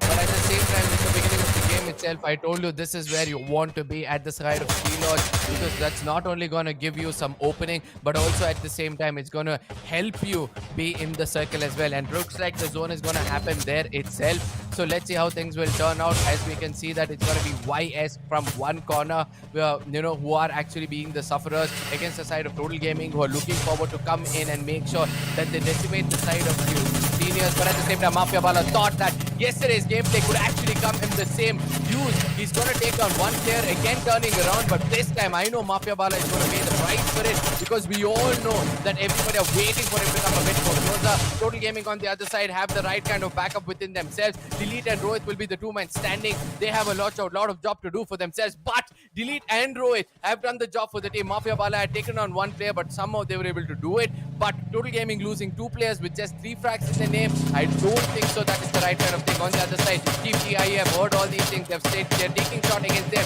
The vehicle is on fire. Two more shots could have done the job against the side of Total Gaming, but somehow they escape from the crosshairs, and they'll be living to tell a different story from here on. Different stories, different players, different teams. Every single time something different will come into the screen. Let's see who is going to be differently achieving the number one title here. Lumbermill, Team 6 Sense, and we have spotted Team 6 Sense going yesterday as well towards the Lumbermill. So maybe they are trying to create a Lumbermill as their new default drop point using the dump trucks, taking into the rotation. Team TGB coming to the crosshairs of Old Monk. Old Monk was the man previously to get the first frag. This time he is not able to get any kill. It is Insane who has got one frag for themselves. 4 versus 3 is the situation. Man-to-man advantage already into the hands of team TSM, and already Jay Whitey getting that vault action coming into the way, taking down Joker, and it is going to be 4 versus 2 situation. One more player taken down by Insane with M1887. Last man standing, Old Man pushing it with Max 7. Let's see if he's going to get it. NDB wouldn't be allowed. It is Kaushik Malik who gets the final frag for himself. And over here, 4 frags confirmed. Old Monk still has 0 frags to work out with. Yeah, but at the same time, Stone Crushers will be the team playing to placement points from here on, and they also have to realize that they need to retain all those loot for themselves, because they need to get a little more farming done before they enter the final circle, because they need some grenades for themselves. That's the only way which is going to help them out. Total Gaming on the other side is going to rely on the same thing which I predicted in the beginning of the day.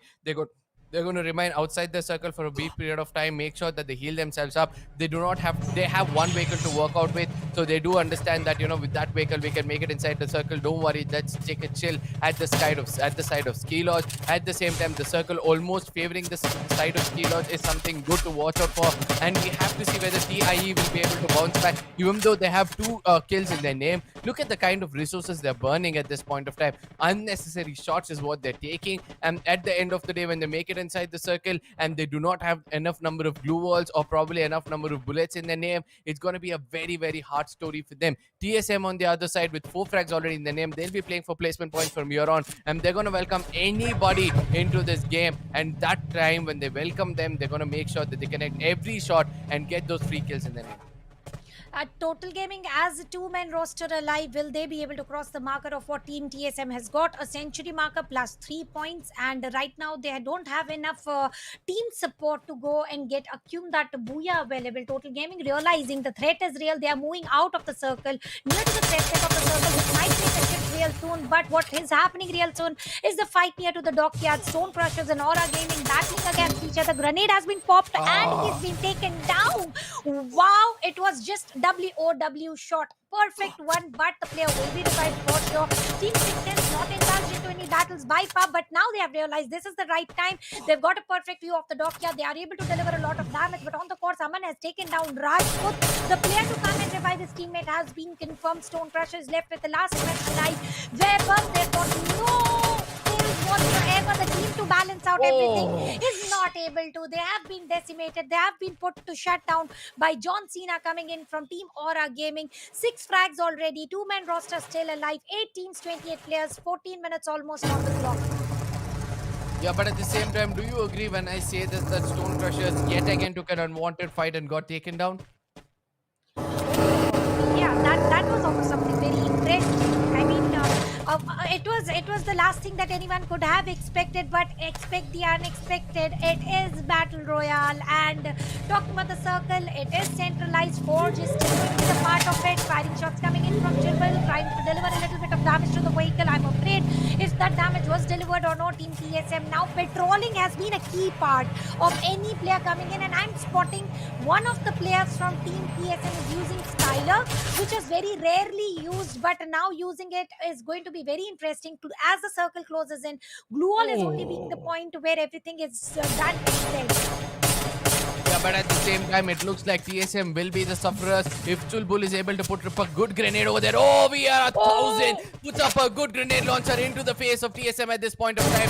They could be in a bigger trouble than any team can be at this point of time. Olmang gets taken out. The last man standing for the side of TSM gets eliminated. An unwanted fight yet again taken from the side of TSM. Will be facing the broth of the side of BFA. All thanks to the side of BRC. Even though he's got one frag confirmed, that grenade launcher actually made them vulnerable. And Arrow Gaming from behind, it was Shino who landed some sniper shots and stole those kills over there. Total Gaming on the other side have realized that it's important for them to play from here on for placement points. AG on the other side will be the team which got knocked out because of the play zone. I do believe that Arrow Gaming will have to watch out for their back, because any second soon it's going to be Total Gaming coming in from an off angle and trying to take them down. Speculations all coming in over here, ladies and gentlemen. Let's see what's going to happen, as we are able to see that Arrow Gaming is the team outside the circle. They could be gate-kept by any team who is going to be making it inside the circle. Let it be TIE, let it be team number 1, or let it be team 6 Sense. But 6 Sense at this point of time, all under one corner, playing for placement points without any frag, is a point of concern for them, because if they don't get 1 or 2 kills by the time they make it inside the circle, they'll be going down with no kill points for themselves. And going empty-handed in terms of kill points is equal to not balancing out what exactly leaderboard is asking you to get. So that is a little threatening. They need to make sure they get those much required kill points. Talking about Team TIE, this time they are aligned as a 4-man roster with total of 3 strikes. Now that is something interesting. We have spotted Team TIE various times losing players early on. And last man, John Cena, is tanking a lot of zone damage on the course. He is also trying to make a move towards the circle. Team Arrow Esports also using the dump truck, moving into the circle. They might cross the paths with John Cena, who just came down out of the car and pushing into the open. Shino cannot afford to be taken down with the vehicular blast, realizing that was real, and ultimately he is down by Chulbul. Yeah, but at the same time, Arrow Gaming being decimated by every other team in the circle at this point of time.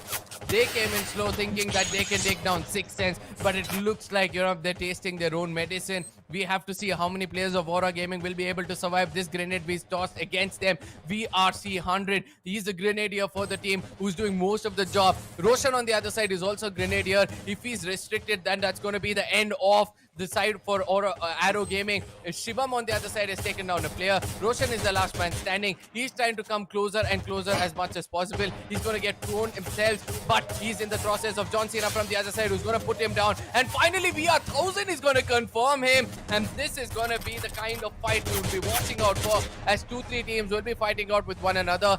Look at what Total Gaming is doing. If they know they have the zone under their control, they're going to be taunting the players to actually make sure that they burn their resources, and when the time is right, they're going to strike at the right point. TIE on the other side is making sure that BFA gets decimated. It's Shivam burning most of his resources, probably connects that grenade as well, and he's going to be confirming him as well. Look at this, the ice grenade or the snow grenade comes in. Shivam has got another grenade cooking from his side. He has to make sure he restricts BRC 100. Yes, he puts him down. Exactly, it's going to be Pandit who's done the job for the team. Killit is going to put a hand cannon into himself, and not the right kind of thing for the side of Total Gaming. It is like a mini Diwali going on the screen. Only grenades, and grenades. No other weapons were spotted for a while. May it be smoke, may it be flash, may it be frag. Right now, Shivam once again trying to accuse those frag grenades, and Arrow Esports is eliminated. Wow! What a grenade coming in from Shivam, with total of 9 frags coming in from Team TI and 6 from Shivam alone. And almost out of them, 5 are coming in from the Rebel finisher. 10 on the count, and a booyah!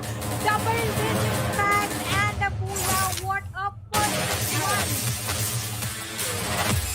At one point of time, somewhere I felt that Total Gaming had an opportunity to take the booyah in their name, but it was all written with the name of TIE, who is going to be coming.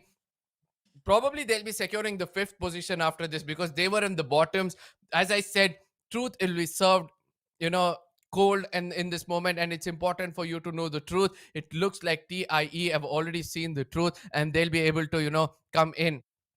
At the same time, what do you have to say about Total Gaming? Absolutely. So here we get to see a team TIE, Team Insane Esports, finally got to see the insane part of the team. And we want to see this continued. Shivam, the key player, undoubtedly key player. What a perfect performance coming in from him. Let's see how strong are they going to go ahead henceforth, because performance in this match has definitely changed my perspective of watching the team TIE. Completely agreed. But at the same time, at one point of time, we saw Total Gaming actually, self grenaded themselves with the hand cannon. Do you think if they have not done that, it would have been easier for them to secure the booyah? It would have been a very, very difficult part to happen, but ultimately, this booyah goes to Shivam for doing almost everything that was required. It was a casual play, spotted a casual play, and into the season of Christmas, it is Shivam who was celebrating Diwali with all the grenades coming in into the hand. And I don't know how many did he carry actually. I did spot him throwing into all different direction at the same time, and every single time he was able to procure that knock required. And as soon as he confirmed the knock, he realized that there was some other player joining in to revive the teammate. He popped in one another grenade and get that kill confirmed and get one more knock into his pocket. So Shivam was the key player to watch out for in this particular map, going double digit and getting a booyah without a loss of a single player. I think that is the insanity that Team Insane Esports earned for themselves, and I would want to see this sort of a play coming in once again. Yeah, so this kind of gameplay coming in from the side of Team Insane Esports is again gonna change the table. The overall table is gonna be really hard for us because we all know that these kind of fights can actually turn the tables for the table toppers. Total Gaming somehow surviving. I know that they would have reached the triple digit in this game as well. So those two top teams, Team TSM as well as Total Gaming, will be making sure that they cement themselves by the end of the next game. But at the same time, Insane Esports securing 22 points. This is of what I was speaking. 3 games of 22 points can make Insane Esports into the top 4 very easily. Black Flab Army was the team which actually performed so well, got 12 points for themselves. They'll be pushing up. Arrow will be somehow pushed down because they're in the single digit. Aura Gaming yet again reaching the double digit. We were speaking about cold, truth being served cold. It looks like we are gamers and Insane Esports are actually proving us to be wrong. They're like, we are still in the battle. We have a lot more fights within ourselves. So let's bring it into the face of the enemy. Give a tough fight. At least even if we are getting selected or not into the top 4, we are going to make sure that we give a tough fight to the top 2 as well as those who are getting selected in the top 4. Absolutely. So let's see who are going to get selected into top 4, because competition has just begun, and today the beginning is too aggressive in terms of map of Bermuda as well as Purgatory, and next is going to be the very heated up match, which is Kalahari. I don't know how the tables are going to turn there, because it is a table turning map for sure, how the players are going to battle. But before that, we want to see the team to take away the booyah to the very first match with a score of 22 or maybe plus 22. They are eliminated on position 7 with only 7 points. Now let's see, we are going to get to know if to TSM is still retaining the position 1, or Team Total Gaming, by playing the map of Purgatory, coming to the position 2, accumulating those required kills, have crossed over their mark. We're talking about Team Six Sense right now, no kills whatsoever. With the rotations, they were able to survive until position 4. With that, they have total of 4 points to work out with RASMIC RAAZ, a team to get eliminated on position 11 or 12, but still they were able to procure those 3 points, and those 3 points have allowed them to cross a point extra compared to what Stone Crushers, who was able to get eliminated on position 8 and 2 points. Talking about Team TGB, they were surviving until position 9, but 0 kill points it is. And Yakuza Seniors, where did that Yakuza go, which they were outperforming, outstanding, outshining into the map of Bermuda? I don't know how things are going to turn out for the side of Team DGB, because they were the team who were in the top 5 and having an opportunity to fight out in the top 3. it's important for them to actually perform that well, but it looks like they are the only team which is not able to perform because they have been challenged in every rotation they're taking, and it's important for them to go in. But at the same time, you know we are seeing that TSM at this point of time, after one game of getting the 3 pointer, the 3 digit mark, it seems like they're not going to stop themselves. They want to go back and play the same kind of gameplay they did in the beginning of this tournament, being more aggressive. But at what terrain are they doing it? At what point of time are they doing it? Yes, we are pretty much safe, but at the same time, risking all those things, I don't think it's necessary for the side of TSM. They could have rather gone into play like the side of Total Gaming, right? Because they had two players down, and the rest they knew that when we are a four-man squad, let's go all in and attack people.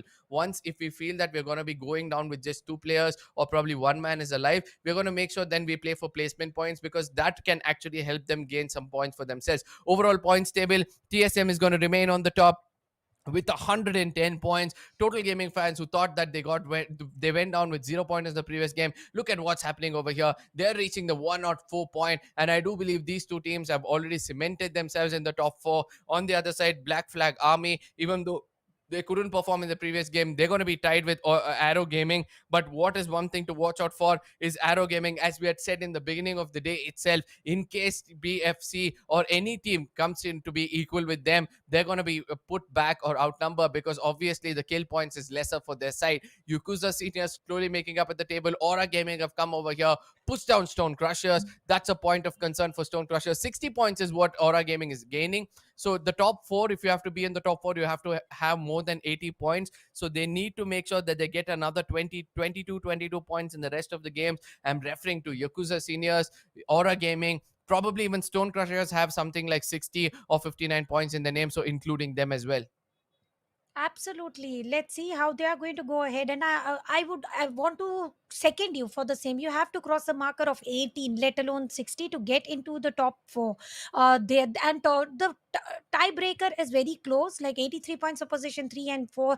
Arrow Gaming needs to level up in terms of kill. They are able to survive until top three, but that is not going to be sufficient enough if the teams of position 5 and 6 decide to just go ahead, get those aggressive plays. Coming towards the position 7 until 12, 55 will be the score for Stone Crushers. Insane Esports by one strong match. We can see that they have upshifted a lot. Talking about Team TGB, they have got total of 49 points to work out with, and then RASMIC RAAZ with 44.6 cents with 41 points, and we are gamers with the scores of 40s, as with the scores under 40, the only team within the score below 40, though they are also trying to perform as good as possible. But coming towards the conversation of top two, TSM still retaining the position one, Total Gaming still chasing the score. Only two teams to cross a triple digit marker. Yep.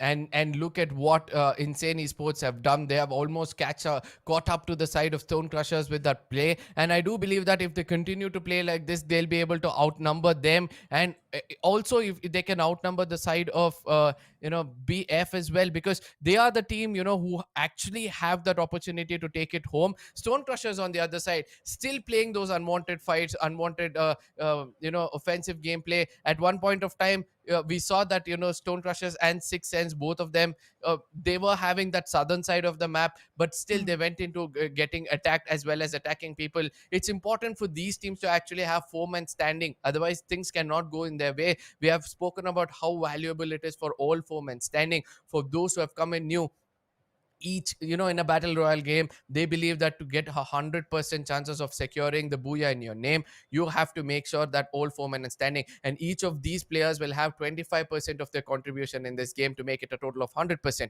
Yes, if you lose a player, that decreases your chances by 25%, so you can get that booyah with just 75% itself. So decreasing the number of chances for your booyah every time you step into a map obviously doesn't give you a chance to secure it. You need to have all four men standing. Only if you do that, it's going to give you a chance in the final circle. So it's been proved every now and then by most of the teams. Let it be TSM, let it be Insane Esports in the previous game.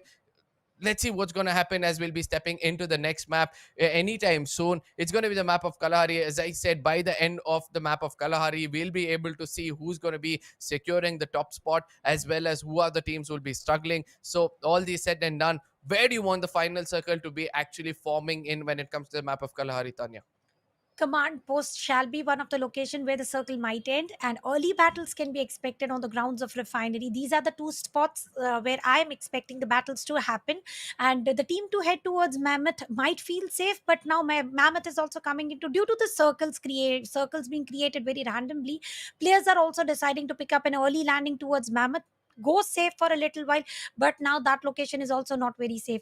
And on the grounds of confinement, I want to see where is Team TSM and Six Sense landing on the grounds of Kalari, because Six Sense is making sure of that they are trying to create their drop point in terms of map of Purgatory. They are going ahead, Yep. Lumber Mill, making Lumber Mill their home. So in the map of Kalari, I want to see if there's going to be any repetition. And if I ask you the same question, where do you expect the first blood to be drawn? First blood to be drawn in the northern side of the map, probably towards the side of Council Hall or Bayfront, or probably even at the side of Ruins, because these are the spots where even if you go for a fight with one another, it's just that you will have to make sure that you knock your enemy to escape from that spot, because it's a very much open field, especially towards the side of Ruins, right? Because you're going to be visible in the crosshairs of all the snipers, so it's important for you to actually down a person and then try to retreat from there, or probably try to get an off angle against the enemies, or else you have to hide underground. And how long can you hide underground? You can't expect the team to actually run away. Even if you're going underground, you have to make sure that you have enough number of healings for yourselves and then go underground, so that even though the zone is going to give you damage, the opponents are going to have no choice but to make it inside the circle, because they don't have the right kind of resources, and you'll be healing yourself to your fullest potential, no matter how much you're going to get damage, and slowly make it inside the circle. So these are the two places for me. If not these two, probably the side of sub. That is a easy pick on the side of South. Total Gaming, as always, we can expect Santa Catarina, the default point, where they have been landing for over and over ages since they have been starting to play. Well, talking about play, here we go ahead, ladies and gentlemen. The map of Kalahari, the map of Sandy Dunes, sunny Kalahari, is right in front of a screen. Let's see how the flight path is going to deal with the group stage, day 2, map 3, and it is Indian group stage. Foundation is the place where already RAAZ has taken a leap. And if we had talked about Team TGB, they are also landing. Team TIE, the team to take away Booyah on the highest resource loot zone. Without not being on the highest resource loot zone, where is Team Arrow heading for? They are near to the Bayfront Council Hall, procured by Team Aura Gaming. Total Gaming, as always, near to Santa Catarina. Now Stone Ridge being contested by two teams, Team TSM versus Team Six Sense. This is the battle to watch out for into the map of Kalahari, and on the grounds of Maze as well. We can expect an early blood coming in. Yup, and it looks like the first blood will be taken from the side of WRG. They do not want to take the fight away from the enemies. And again, P90 coming into play with dual vector. These are the kinds of guns I want to see in a closer range fight, because it gives you momentum speed, which is the most important thing when it comes to this game. Put on the other side as that Max 7 will be expecting someone to fall into the contest. Does it? The second player almost getting taken out, but eventually Ayush will be clearing it out. He'll be revived any second soon. Anand is trying to give the right kind of backup to that but he'll be chased down at this point of time. He takes the player down, but gets traded off. WRG sticking together actually is the team of them. Having on the other side, on the top, his head is pretty much visible at this point of time. One more shot towards his head, and that could be the end of the story for the side of TGB, because one more, he's the last man standing, and all he has to do is play for placement points from here on, or you know how badly they'll be dropping in the overall points table. Ayush is stop himself. He'll be coming in from an off angle. Even though Pandit gets taken down, Abin has a lot of job to do, where he'll be connected by the side of Ayush, and that's going to be the end of story for BF in the beginning of the game itself. We lose Black Flag Army, the team within top 4, top 5. They have been decimated. Now, with the tough competition of sharing the score with Arrow Esports, which was 83 at the start of this match, we can expect some strong upsets in the leaderboard for them. If you have a look at Team TSM, they were able to procure 1 kill without any loss of players. Let's see how many more can they get on the way. And talking about on the way, well, we can clearly see RASMIC, RAAZ, BFA, TIE, and Arrow into the mix through the perfect eagle view. And there is a split of water route as well coming their way, which are two other teams are on the other side with the cover of the ridge. Team TSM are still focusing to accumulate a little bit of extra amount of health kits, extra amount of resources, and Stone Ridge it is. Let's see what is Jay Whitey up to. I would definitely want to see Jay Whitey not with a plasma but with a K9 until he finds one for himself. Yep, let's see how things will turn on. Even though you have the high tier loot in your hands when it comes to the map of Kalahari, I don't believe that it's going to be helpful for you in any given day until and unless you got some hand cannons in the name and you are in the final circle without using it. On the other side, we can see that the Mac 10 would be the gun which could set the next meta because of the kind of of rate of speed in bullets, as well as the I would like to say the movement speed is the most important thing for the side of Mac 10 to be used. At the same time, Six Sense, after losing a player, they have to be pretty careful with what they're moving on from here. Because if this game they go down ruthlessly, or if they go down with least number of points, I don't think Six Sense will have a fighting chance in this tournament anymore. Absolutely, Six Sense will end up into the trouble because it is already we are already almost halfway through. This is going to be the mid segment exactly, and if Team Six Sense is starting to struggle into the mid, I really don't know how are they going to carry towards the group stages and qualifying into the top four.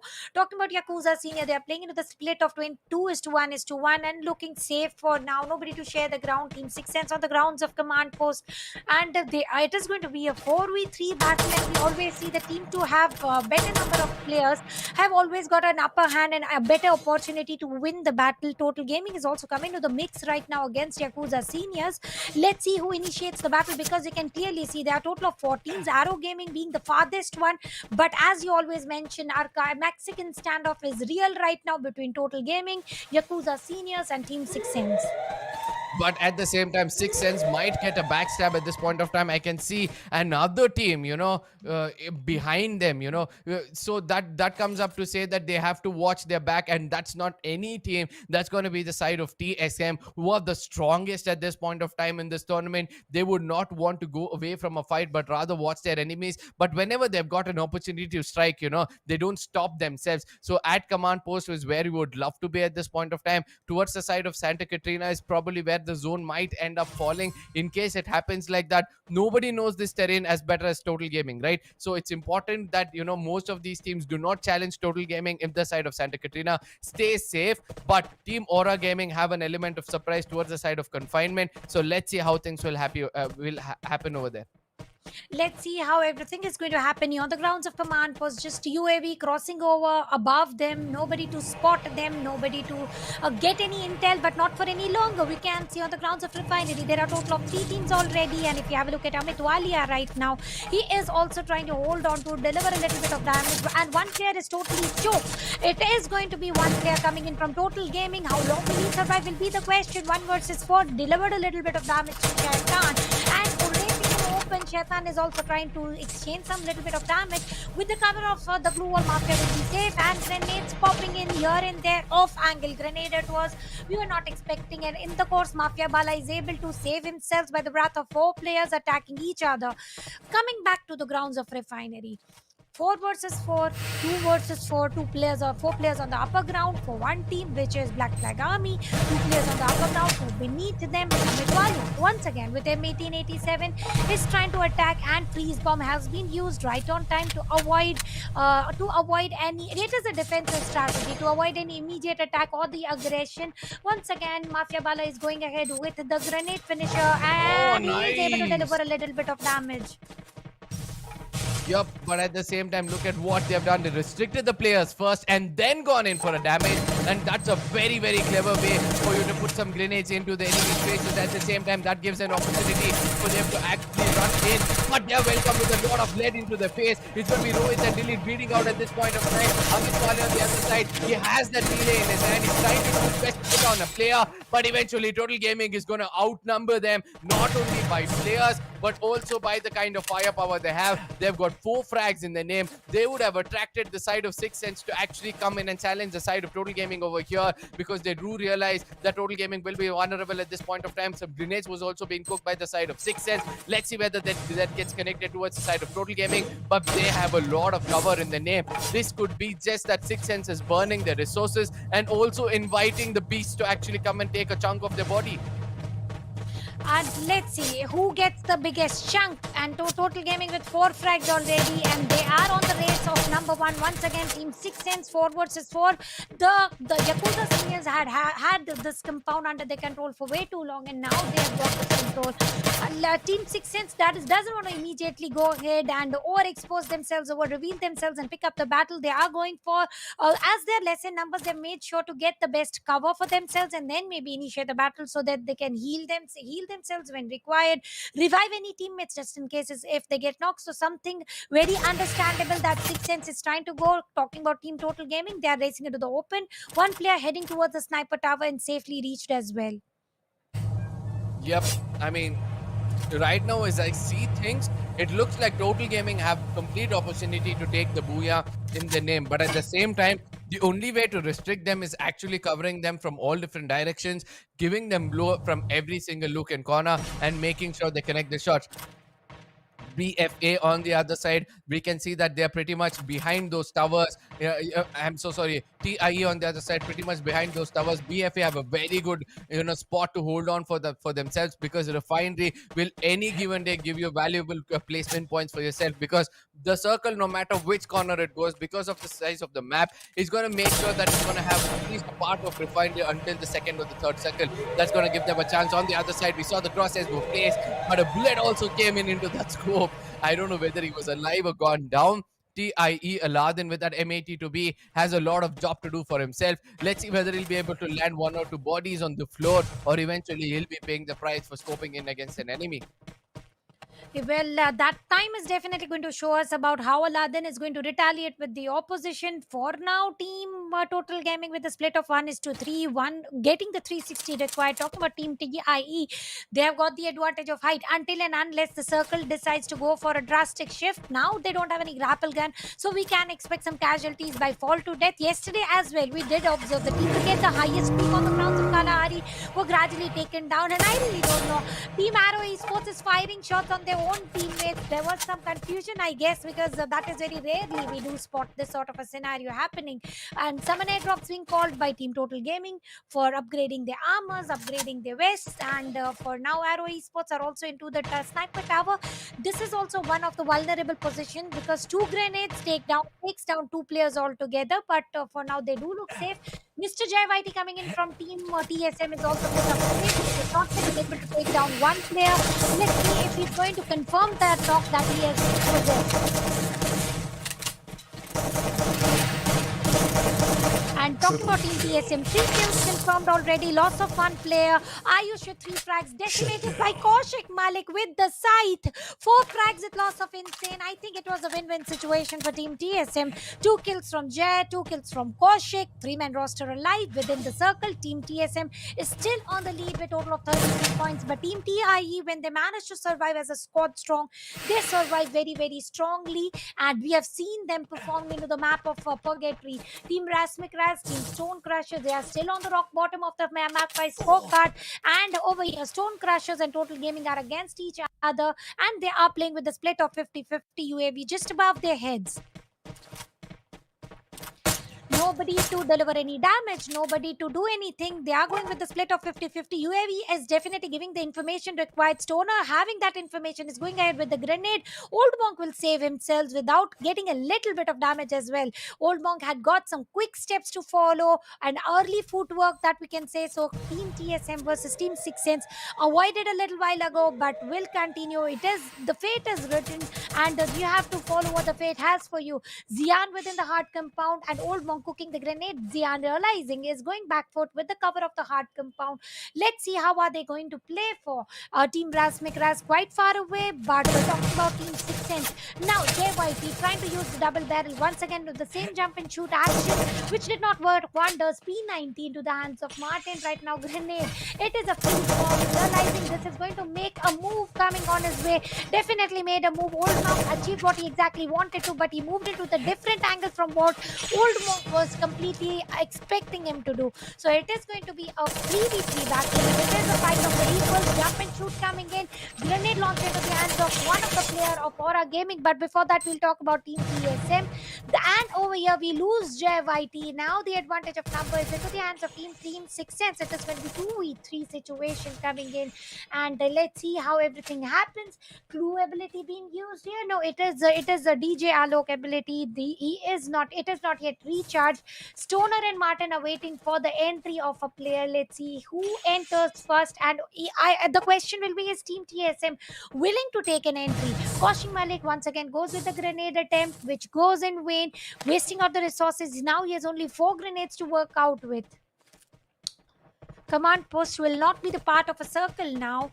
Team TSM with 4 frags and a 2-man roster are still within the hard compound available. Old Monk has already made a move. Going away, Total Gaming is struggling bad right now. Stone Crashers, the only team within the center of the circle, are trying to deliver a lot of damage, and against them it is going to be Team Aura Gaming. And Arrow is also picking up a pace. Team RASMIC is getting waited by Team Arrow.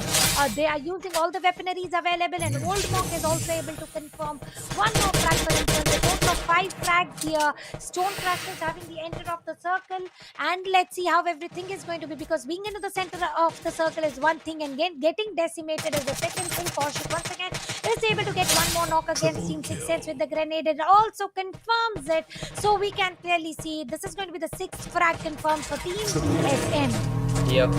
Yeah, definitely we get to say Team Arrow Esports are also going up with different kind of rotation. They have got that zone favor, but we get to see Team SC can just enter, but 6 Sense gets eliminated in the 7th spot of this game. But at the same time, Team TSM, the one only player, Kaushik Malik, this is the moment that he has to clutch it out. 4 kill points have been secured by him so far, but the fights are still going on. TSM are still alive in the game. BFR will be the ones just taking the spot, but Arrow Esports has got sold out for 4 kill points, but Team AG are just advancing and wiping out Team Insane in the 6th position. 5 team remaining, 15 players are still alive, while Team Aura Gaming are still facing some of the casualties, while Team SC are taking the lead. They have got 1 kill point, but 4 of the players are still remaining. TSM also gets eliminated in the 5th position, and Arrow Esports secures their 6th kill point.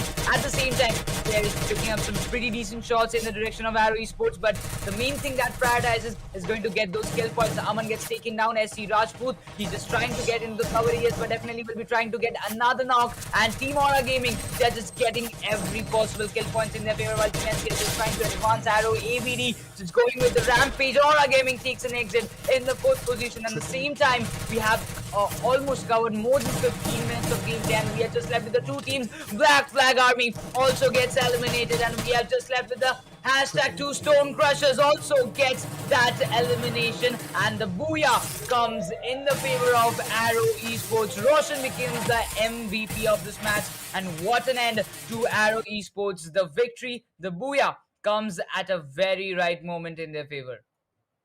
Roshan, the grenade man, once again worked wonders. They were not into the circle. Still, they were able to procure what they were trying to. And ultimately, the thing that we were talking about, Arrow Esports not only have to get their standing points, they have to make sure to overcross Black Flag Army. They have to be number 1 by accumulating some strong kill points. And ultimately, we demand Arrow Esports delivers. But still, the question will be Team TSM and Total Gaming with a very minor buffer points.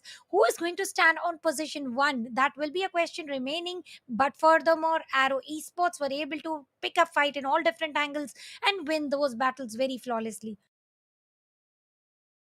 Well, definitely, that was some quick kill points they have secured. They have got that zone advantage, and they utilized it very properly. That's the main thing that's gonna work out right in this stage. And we actually get to see that Arrow Esports securing the first, like the booyah. It has given them a moral point boost in the overall standings, and that's definitely going to work out really, really well, Tanya. I do believe the further matches we are going to get up, the teams, those who are lagging behind in this match, will definitely try to make a greater comeback and will try to bounce back with each and every possible thing they can get into this one. They might just go for the kill points or as well as the position points. Yeah, absolutely. The thing that you mentioned is really true. They have to get the balance out of it, but the team to get more kills compared when the score is tied, they are going to get a little bit of advantage there. Were you expecting Team Arrow taking away Booyah from nowhere because it was Stone Crusher who was into the center of the circle? If you have a look at exteriors of the circle, it was Aura Gaming who was decimating all the opponents coming in with the weaponaries like grenade launcher into their hand. And out of nowhere, Arrow Gaming started picking up battles into different angles, and they were able to survive until the end.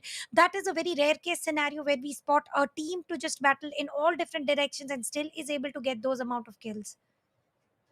Well, definitely, that was a surprising situation indeed. But we have got the map wise scorecard. Arrow Esports taking that lead with 23 total points, securing 11 kill points out of nowhere. They have got so much of kill points in the end zone. It is the thing that every team needs to witness, that we can get numerous amount of kill points in the end zone at this stage. While TSM FTX, they're not that much behind. They might just get eliminated in the fourth position, but due to the kill points, I do believe they have maintained their points and they have came up in the hashtag 2 position, securing total of 14 points. Aura Gaming not that behind, 12 total points they have secured from this match, as well as Stone Crushers will be securing 11 points.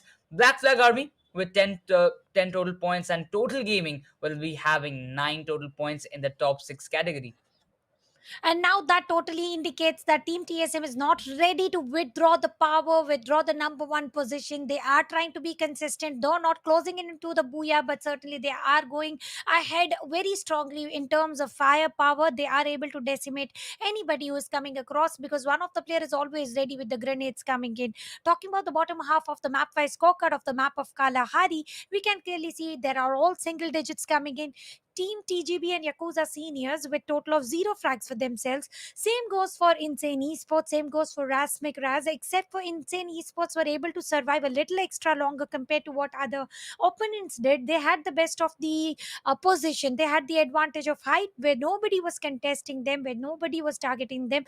But once the circle outplayed them, they had to make a move, and that is where the things started to fall apart for Team Insane Esports. Talk about Team Six Sense, only one frag to work out with, but they did survive a little longer. And that one frag was the JYT, which was very precious one because the rivalry is real between Six Sense and Team TSM. Talking about VR gamers, now we have always seen this team into the bottom half. Once again, they are here, but this time the difference is they've got total of 5 kills. Now that is massive for the team VR gamers. Well, definitely, we have to see that the focusing. We are gamers. They have got only one rank point, as you mentioned, but total of 5 kill points, getting a total of 6 total points is quite crucial. But I do believe you have to come up back stronger in the furthermore matches to get yourself back on the track in the overall standings as well. So it's definitely going to affect on the overall standings how you perform in each and every match, and getting consistent and securing around 10 to 12 points in every match is not like that much easy, but if you make it to that far, it's definitely going to boost up your overall standing points and the positions as well. So you have to keep that in mind. You have to go and play like that as well. Well, Six Sense, I do believe they have the capability and they have got that potential to make a greater comeback in the overall standings as well. But in the meantime, we have to cherish it out that Arrow Esports made such a brilliant booyah in this match, securing one. But definitely, TSM, they did not have that man advantage at the end or till the end. They, if they had that kind of advantage, I do believe they could have gone for that booyah. Even also, like the last player, he did also try well. He had got 4 kill points, Kaushik, I do believe, but definitely it was quite tough being in a disadvantaged situation in a man like the player at disadvantage. Yeah, they were handicapped because they started picking up fight as soon as the crash landed. They started picking up fight over there. They definitely earned one pick and they did not lose any players. But on the verge of rotation, circle taking a shift, they started to lose the player one by one, and by left with only 2 men roster alive, there's nothing beyond that they could have done. They also had to reach out for the circle. They had to battle not only one team but three teams altogether while making a move towards the circle. At the same very situation, it was Total Gaming struggling into the sniper tower of the command post, Aura Gaming struggling to enter the circle, and while all the teams are struggling, it was Arrow Gaming trying to create the best of the situations for themselves, entering the circle so casually that they were not even spotted because each and every team was into the terms of chaos while entering the circle. Arrow Gaming went ahead very slowly, very sneakily, made a move within the circle and made sure that here we are and we are going to make sure to take away the booyah, and nobody is going to get that amount of kills as well. Well, definitely that was completely a surprise situation. You get to see that, but the scorecard will be coming after map 6 is going to turn up in some few minutes. But definitely, we are very eager to see, like, after the so much of interesting matches and the action we are getting to see in this tournament. The standings are the main thing that will actually bother the teams, because they're only fighting for that category. And right now, the scorecard, the standings will be just creating more and more pressure to the bottom teams. If, like, the teams those who are actually struggling bottom, they have to make a greater comeback, while the teams those who are in the top, they have to maintain their consistent gameplay just to retain themselves on the top and not to lose the position, not to drop from the top to the, like, in the middle stages of the standings or in the bottom phase. But definitely the standings will be very crucial in this kind of matches. Absolutely, ladies and gentlemen, we are watching World's Esports Cup powered by Infinix Smartphone, associated with India Today Gaming and streaming partner being Platonia. And we are down with three matches. It is day two for Indian group stages, halfway through already done, and we have seen three different maps won by three different teams. Who is going to be the consistent one? Because the battle here is not to get position one, but to procure top four positions. I am Star Tanya. Alongside me, it is Necros. We are heading for the short break, but you stay here and make sure to share the stream as long as possible and grab the bag of popcorns and get yourself some drink, because real action always initiates for the next half for the day. So see you on the other side.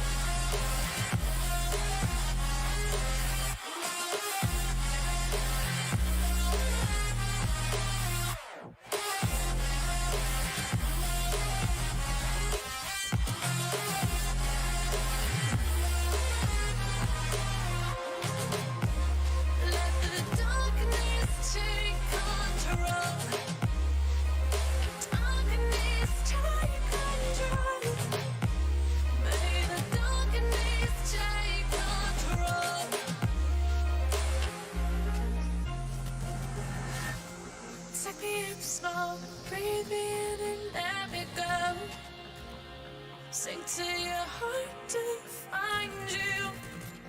Open up your eyes till you're blinded by the lies, so you can see what you do. Restless every time we start laughing as a lost control. Oh, it's paradise with honesty, but I'm in the dead of the night. Teardrops on the floor. The pain is over. Feel the darkness take control.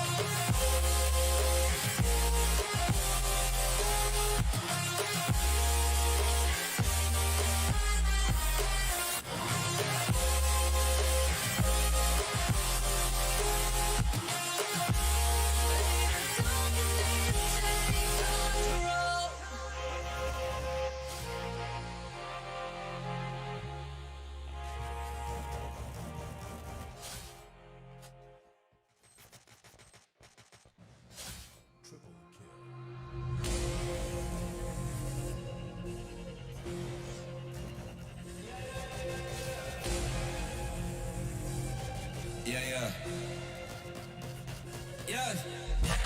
Shorty loves it, yeah. Loves that I'm a dog. They don't want it, yeah. They scared of what I know. Told you the budget, yeah. I gotta get my own. Shout out my bros, this right here deserves a toast, yeah. A lot of people back home on my back and they know. Trying to get on my line, cause the people I know. Manifest this year, 7+ on the ropes. They ain't doing this shit, tripping over my flows, yeah. I'm on the way, tell them I don't play. Yeah, I'm on the move, trying to get my pay. I might just move on and watch and pray. Yeah, I'm on the way, I'm on my way. Yeah.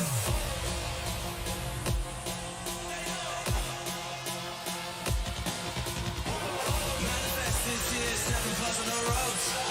They ain't doing this shit, tripping over my flows. Yeah.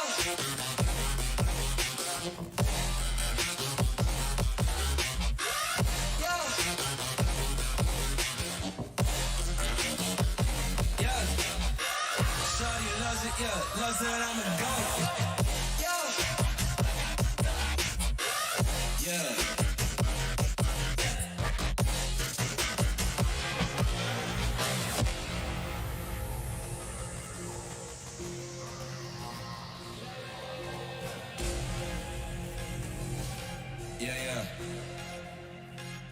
Yeah.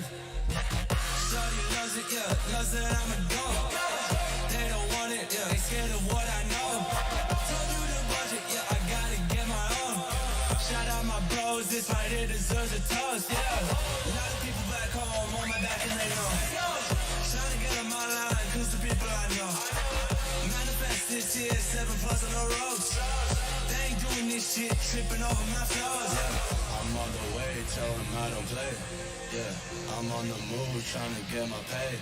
I might just move on and watch and pray. Yeah, I'm on the way, I'm on my way. Yeah.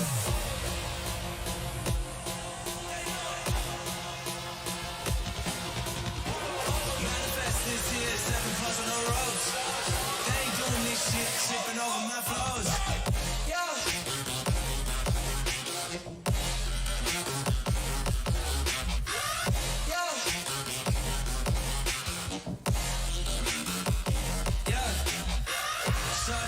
Yeah, loves that I'm a goat.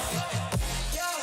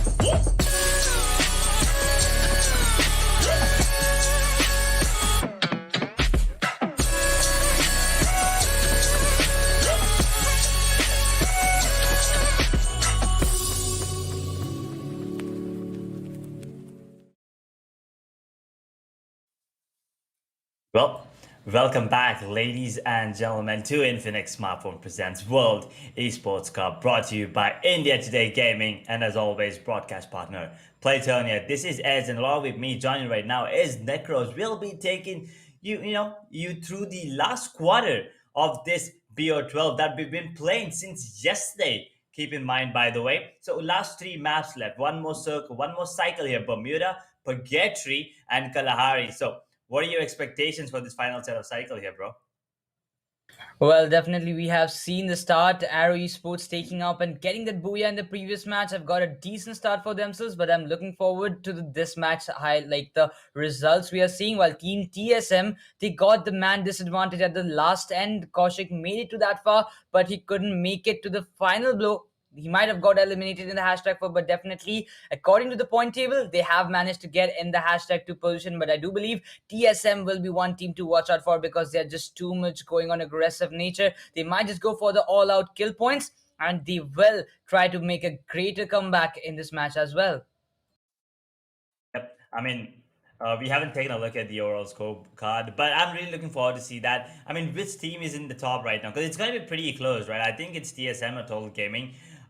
They do have similar kind of kills, I guess. Maybe both of them, I'm pretty sure, have a lot of kills when compared to other teams. Solo Gaming yesterday, they were having a really good time, getting three booyahs for themselves. But at the end of the day, TSM closed off strong, and today they're having a good time as well. So I think these two, they will secure a spot for themselves in that top six.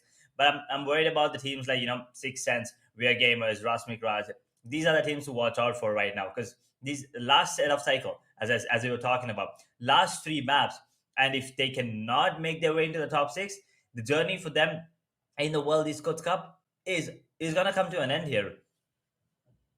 Well, definitely, the top four are going to make it through the main stage, but definitely you have to make it to the top four. And for that, you have to come up with every possible gun game, every possible fight you have to take in your favor. You have to collect out each and every match.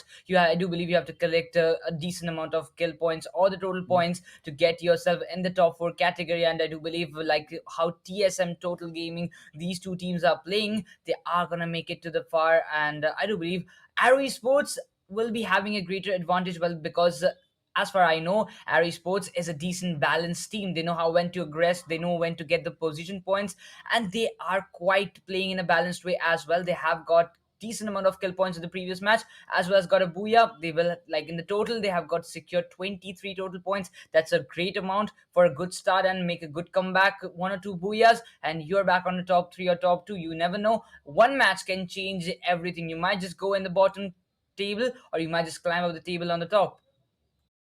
Yep, I mean, right, Arrow Gaming, even yesterday we've seen some insane quick scopes coming in from their players. And Arrow Gaming had a really good time yesterday as well, the later half of the day. So let's see if they have the same kind of performance today in this later half. But last three maps, we're starting off with Bermuda once again. Total Gamers, they didn't have a really good time on the map of Bermuda, even yesterday. So let's see if they can, put up a better performance this time around because Purgatory and Kalahari, they were going ham. Every time Bermuda comes on, I don't know what happens to Total Gamers. They're like, it feels like that's not their playing turf, and they're just going and entering into someone else's sandcastle, and someone else is just pouring water right on that whenever they're trying to enter. So I mean, the teams to look out for right now, I think are TSM and Arrow Gaming here because they will be focusing on taking down Total Gaming, while Arrow Esports, they will be focusing on taking on TSM, who I believe are probably in the top six there. I mean, all these three teams, I'm pretty sure they're in the top six.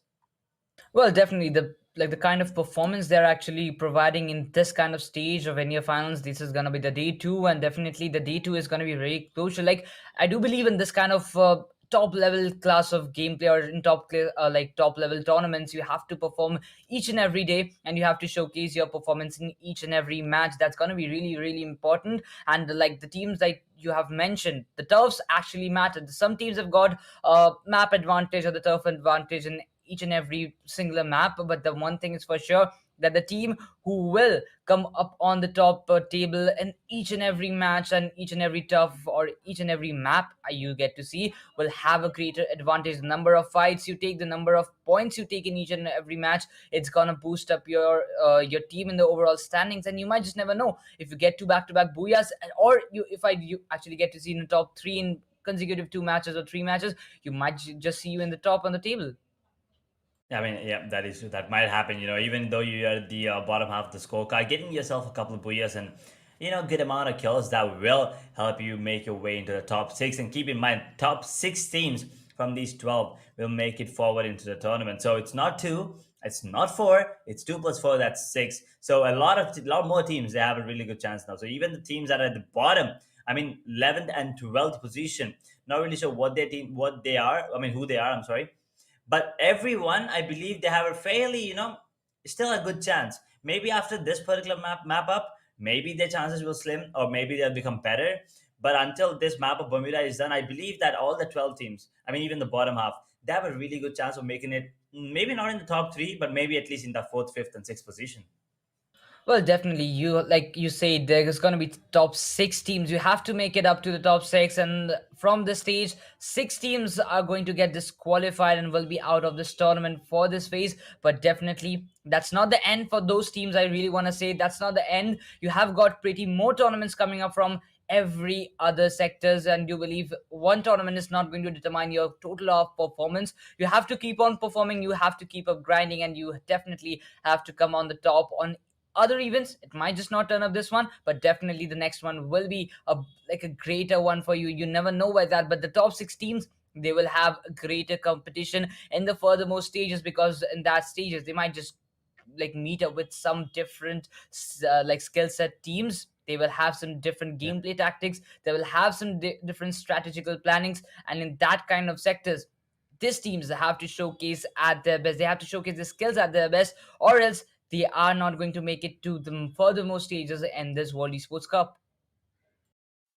That is true. I mean, every time I mean, if you win, it's a good thing. Even if you don't, you get to improve yourself, right? You get to see how the other teams are playing. You get to learn from them. Even if you make a mistake, you get to learn from that as well. You are always learning. I mean, you got to take it as a stepping stone instead of, taking it to the heart and feeling bad about it.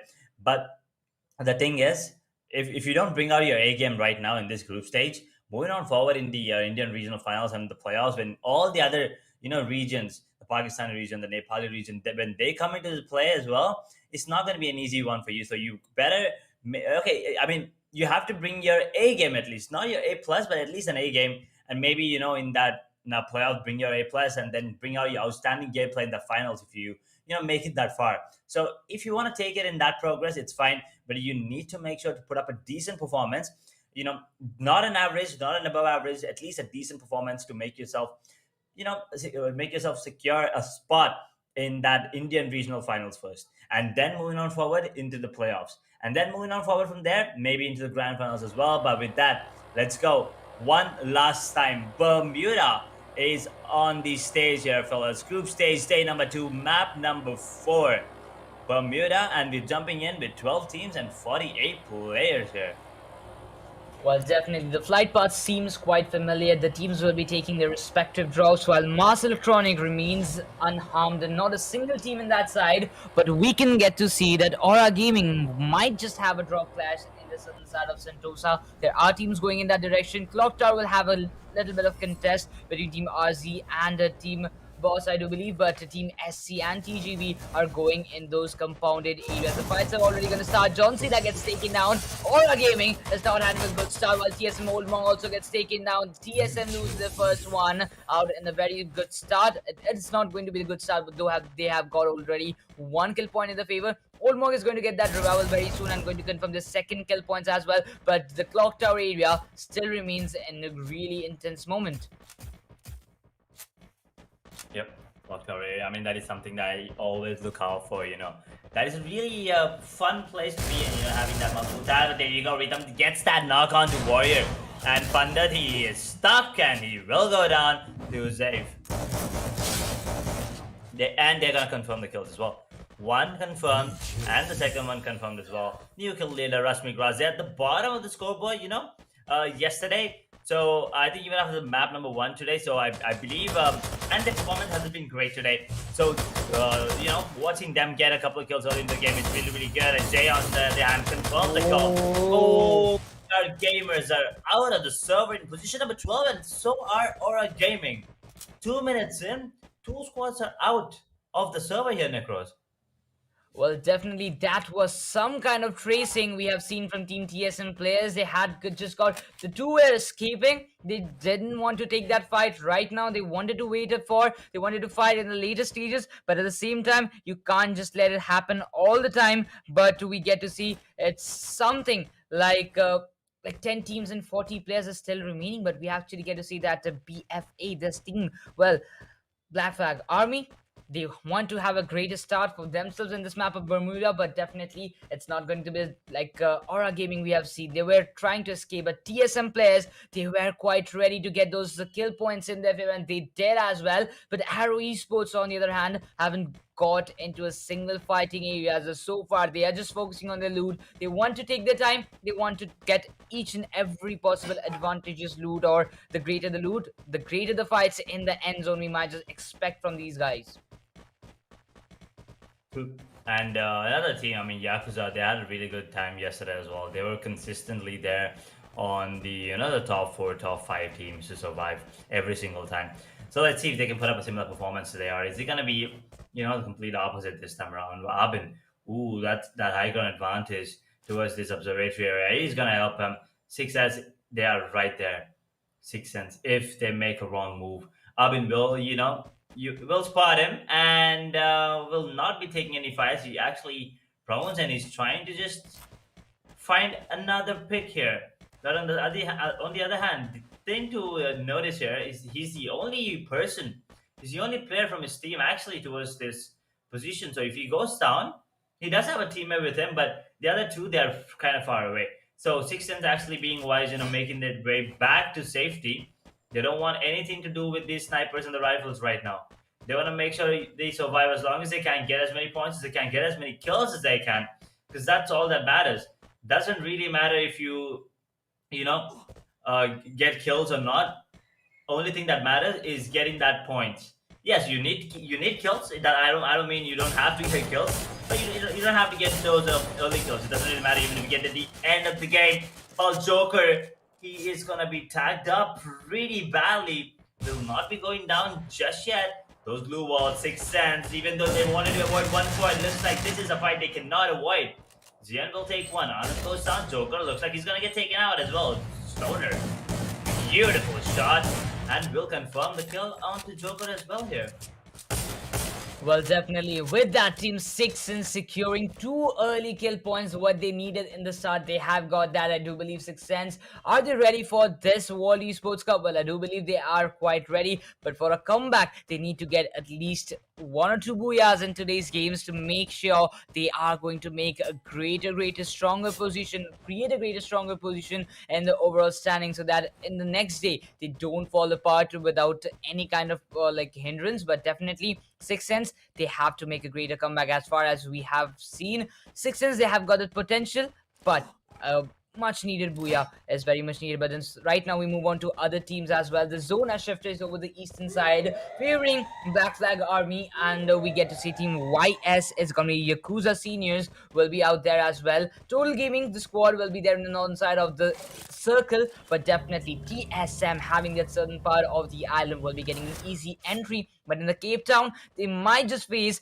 Black Flag Army in that particular area. Cosmic, we get to see in the certain part of that Cape Town areas, but definitely if TSM gets that entry from the bridge areas, they might just face a cluster in there. But if they go in the row phase, they might just not have to face that kind of pressurized situation. But on the other hand, RAAZ, they are just entering from the Bimaskari strip. Out there, they have the 4-man standing. They won't have any kind of casualties right there, but they have to look out for the backstab. The teams coming from the behind areas can actually make a troublesome place or area for the teams those who are actually inside the zone, or the teams those who are actually inside of the zone can gatekeep and create some pressure situation for the teams those are going for the late rotation. But in the meanwhile, we get to see that Stone Crushers are coming with some decent shots out there against, I do believe it's gonna be some 6 cents players, but the fights is gonna start up. Martin is in a very low HP, will be healing himself up. Velvet gets taken down, he will be needing that revival as soon as possible. But with that Sixth Sense, they have got that opening. They might just go for a push, but right now we get to see Stone Crushers are just taking a back off from this position just to keep themselves alive in the end game. Yep. They're gonna be, leaving their brother behind. Waiba will go down there. Oh boy, not a good thing. 7 minutes and 10 squads left. 37 players still on the server. Don't Crushers. They have no kills, but they did lose one of the players. That is Wipeout. And there you go, 6 cents. Ooh, Rutvik wanted to escape, but Fabinder, he has other plans. He will take him down. That's 2 players now. Going down from the side of Stone Crusher, if I'm not wrong. 6 cents. They did avoid that, the fight against one team. Was that TSM? No, that was TGB. They did avoid that fight against TGB, but then they've taken 2 fights with 2 different teams, including the side of Stone Crushers. Will take 2 players down each. They're like, yeah, we'll let you go, but, at a disadvantage. We'll take 2 players down and we'll let you go. That's what 6 Sense does, and, they're having a good time here. 4 kills. 10 still alive, top 10 teams for sure. But the first zone is just coming into play, and it looks like they might have to face off against Arrow Esports. And trust me, they do not want to take this fight whatsoever. Well, yeah, if you actually get to say Arrow Esports have taken the booyah in the previous match, they have got that momentum building upon themselves. But right now, Sixth Sense, they really want to have a great match, and for that, they need to eliminate the teams sitting on the top like TSM. Arrow Esports, you might just go with Total Gaming as well, but these top 2 to 3 teams, I do believe those are performing really on the top-notch level. They have to be taken down first, but in the meanwhile, RNS wanted to take that vehicle cover, but the vehicle has been exploded. The shots from Sixth Sense are coming, but the zone damage will be a really bad factor for Sixth Sense to get inside, but the plantation area is actually on a greater move, and the Arrow Esports having the zone advantage will be just trying to gatekeep Sixth Sense, and this is not turning up like they have planned right now. Sixth Sense, they have to make up some moves. If they have got a vehicle, I do believe they have, or the launch pad can be used as well. Now, team total now, and the fights are still going to happen. So now, just going through the weight in the circle inside of the edges, waiting outside of the zone. He might just go for this kill points as well. He wants to secure some kill points right now, but right now he's just getting some amount of shots. He will get taken now, and that's the mistake I do believe will be just a factor for a team Arrow Esports. They don't want to make that mistake, but I don't know what the Sixth Sense is up to right now. They're just going and another launch pad. They just want to change those direction. They want to go in another launch pad, and they want to enter the zone in a really decent way from another area. It's a quick decision, securing 5 total kill points, taking a lead in the overall kill point board for this match is a greater thing for Sixth Sense to starting, but Team Insane, they will also have to make a greater match for themselves to maintain themselves in the overall point table. Well, I want to know who the IGL is for the side of Sixers, because that was a brilliant call coming in. They were not, they know that they cannot take down Arrow Esports all by themselves, so they're like, no, we'll just back off, we'll go in with it from a different direction. That was just a beautiful call coming in, and also whoever the IGL was, he considered the fact that it was a first zone, so it's not going to deal a lot of damage. That is some brilliant thinking coming in, or maybe it was a team decision, I don't know, but whoever it was, that guy's master brain right there. Anyway, 11 minutes in almost. Second zone will be coming into play. Team TSM, they still have 4 players left with 4 kills to their name. They do not want to give up their top 3 spot whatsoever to any of the sides. Well, the team I'm looking forward to right now are Sixth Sense. And RASMIC, I believe, is still alive here. So let's see, maybe they have a good chance of making it to the top 6. Because looks like Sixth Sense, they want in that top 6. Well, definitely. Each and every team participating in this round wants to make it to the top 6. Nobody's willing to get out of this tournament, such a huge tournament, the massive amount of 75 lakhs. This is a major one, and you have to make it to the grand finals. But definitely before that, you have to clear out the stages you are actually in right now. Team Insane, they were in such a state. They were actually getting early eliminations, but right now Team TSM, Team 6ins are looking quite strong in the lobby. They might have the greater advantage in case of gunfights, but Team Insane, they have got a good consistent game. But right now, but actually, yes, you have to go for the kill points as well as the points. Some drops are getting in that places, but definitely it will boost up the loot. Total Gaming are still not engaging in a single fight. We get to see Delete. Rohit is in a slight low HP. He might just have some healings coming in their favor, but right now Subbush, the Wukong ability just comes up, but the shots is gonna come up, and this kind of places is just getting into some serious war zone because multiple teams are just arriving. Team Insane versus Team TSM. This is going to be the one fight we all are looking forward, because TSM, they have got the momentum building up for themselves right now, but in the same time Team Insane can actually give a good competition to them. And if Team TSM somehow manage to eliminate Team Insane out of this game, they might have a greater boost in this match as well as compared to 6 cents. True. RASMIC RAAZ, on the other hand, they did lose one of the players. I mean, actually down and not out yet. That's Punisher. Well, 6 cents, they have 5 kills, and they are in a tough spot. In a really tough spot here against the side of RZ, that is RASMIC RAAZ. They did knock out one of the players, but he's revived right now. And 6 cents versus RASMIC RAAZ, it is. They need to make their way back into the zone, and that's the only way to do it. RASMIC RAAZ, they're taking a fight, but at the same time they're backing up. It looks like Stoner. He wants that kill. He's not gonna get it just yet. TSM versus Team Insane here. Looks like Team Insane. He's not gonna let the team TSM do anything this time around. Gets himself a double before going down. Oh no! Old Monk. Old Monk! Was that a triple kill coming in from him? I think that was a triple kill coming in from Old Kaushik Malik. Okay. Well, I think Old Monk also got himself. Yeah, there you go. Old Monk. Yep, that is absolutely nuts. But Martin gets himself a knock with the grenade. Krish gets that kill on a Martin. So Rhythm will be revived. And 6 cents, unfortunately, looks like their run is over here. They only have 2 more players left, but RASMIC RAAZ, their run is still, going strong. They are on their way to make it to the top 6, and looks like RZ, they want to make sure that they eliminate every single one. Beautiful dots coming in from Zafe. Oh my god, that was beautiful. That second zone, and he will go out here. Zafe will take down the other player of success. Now the last player surviving, he's running away, while Total Gamers, this is what we usually see from them. Never mind, just as I said that Deleted gets his first kill onto Arrow, RKS, I believe. But YAKUZA, on the other hand, they will eliminate TGB. Amit Walia gets himself a double. Beautiful play here coming in from them. While TSM, they already have 8 kills here, Necros. Well, definitely, if you get to see TSM, I already told you, Edge, that this is the team we are actually seeking for, because they've got a numerous amount of kill points and the other phases as well. If you get to see Team Total Gaming are now engaging in the fighting pets just to get some kill points in their favor as well. But at the same time, we get to see the fights are still happening and happening. Total Gaming have already secured 2 kill points in their favor, and right now, we get to see that Arrow Esports are just taking some kind of advantage. Might just go with Total Gaming as well. 2 kill points have been secured, while TSM might just have those early kill points of total 8.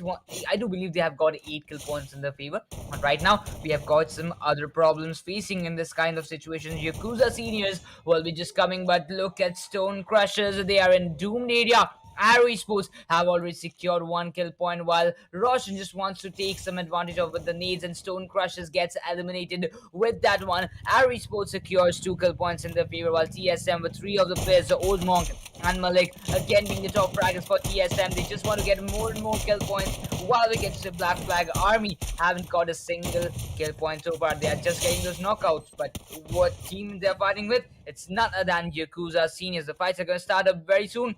Black Flag Army, they have to come on the top. We get to see YAKUZA seniors having 1 player disadvantage. 6 cents getting eliminated in the 7th position. This was quite unexpected, but 6 cents takes an early elimination again.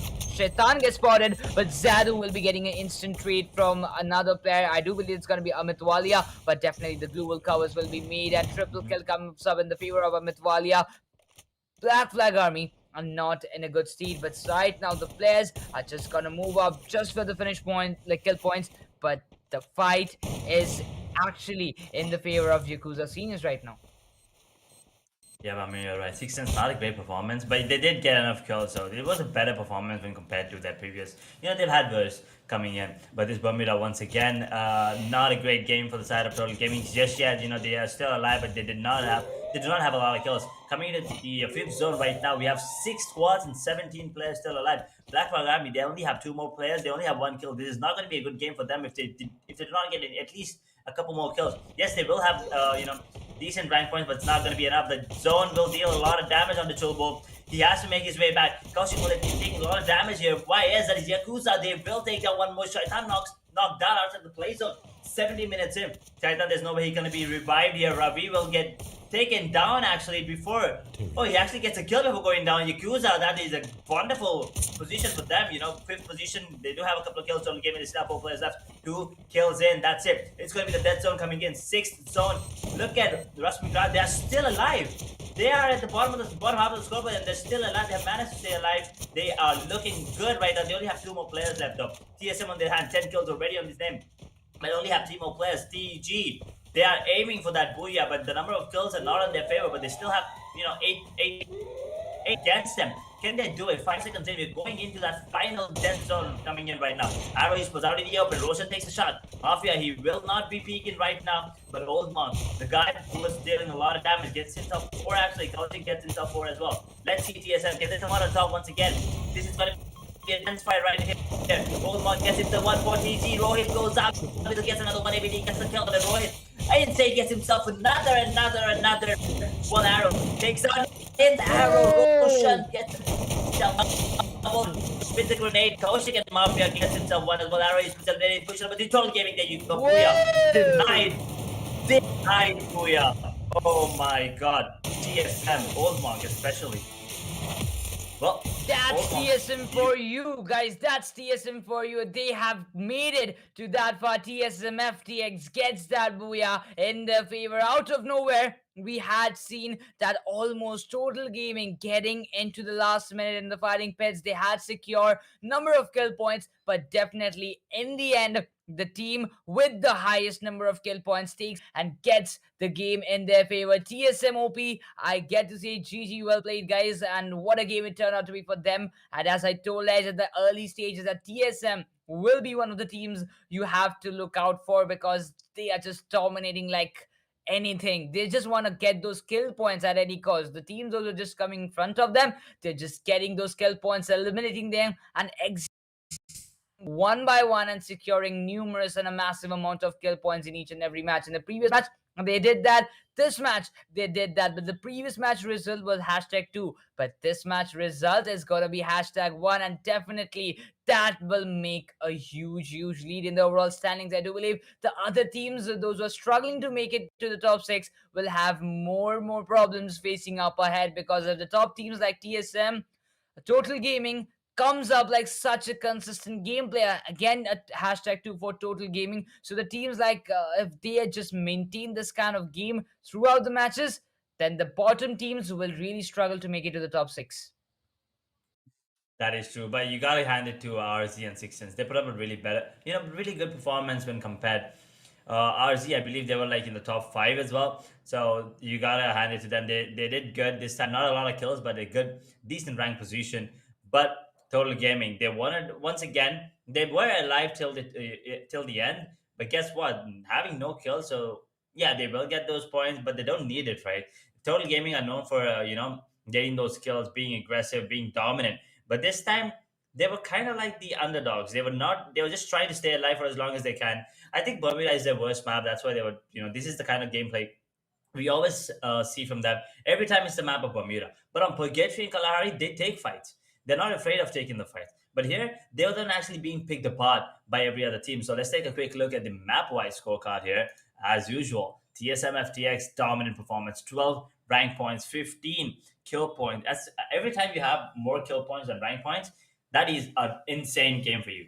Especially if you get the booyah as well. So 27 for them.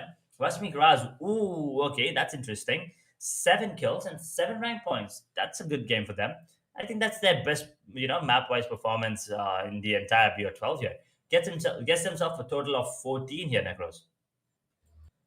Well, definitely, if you get to say RASMIC RAAZ really did play well, but Total Gaming, they came up in the very end moment, just securing 9 rank points, getting 4 kill points, as you mentioned, Edge, that they were more playing like an underdog. This might be not the tough for Total Gaming to play up and come up on the top, but definitely it is going to be the factor while.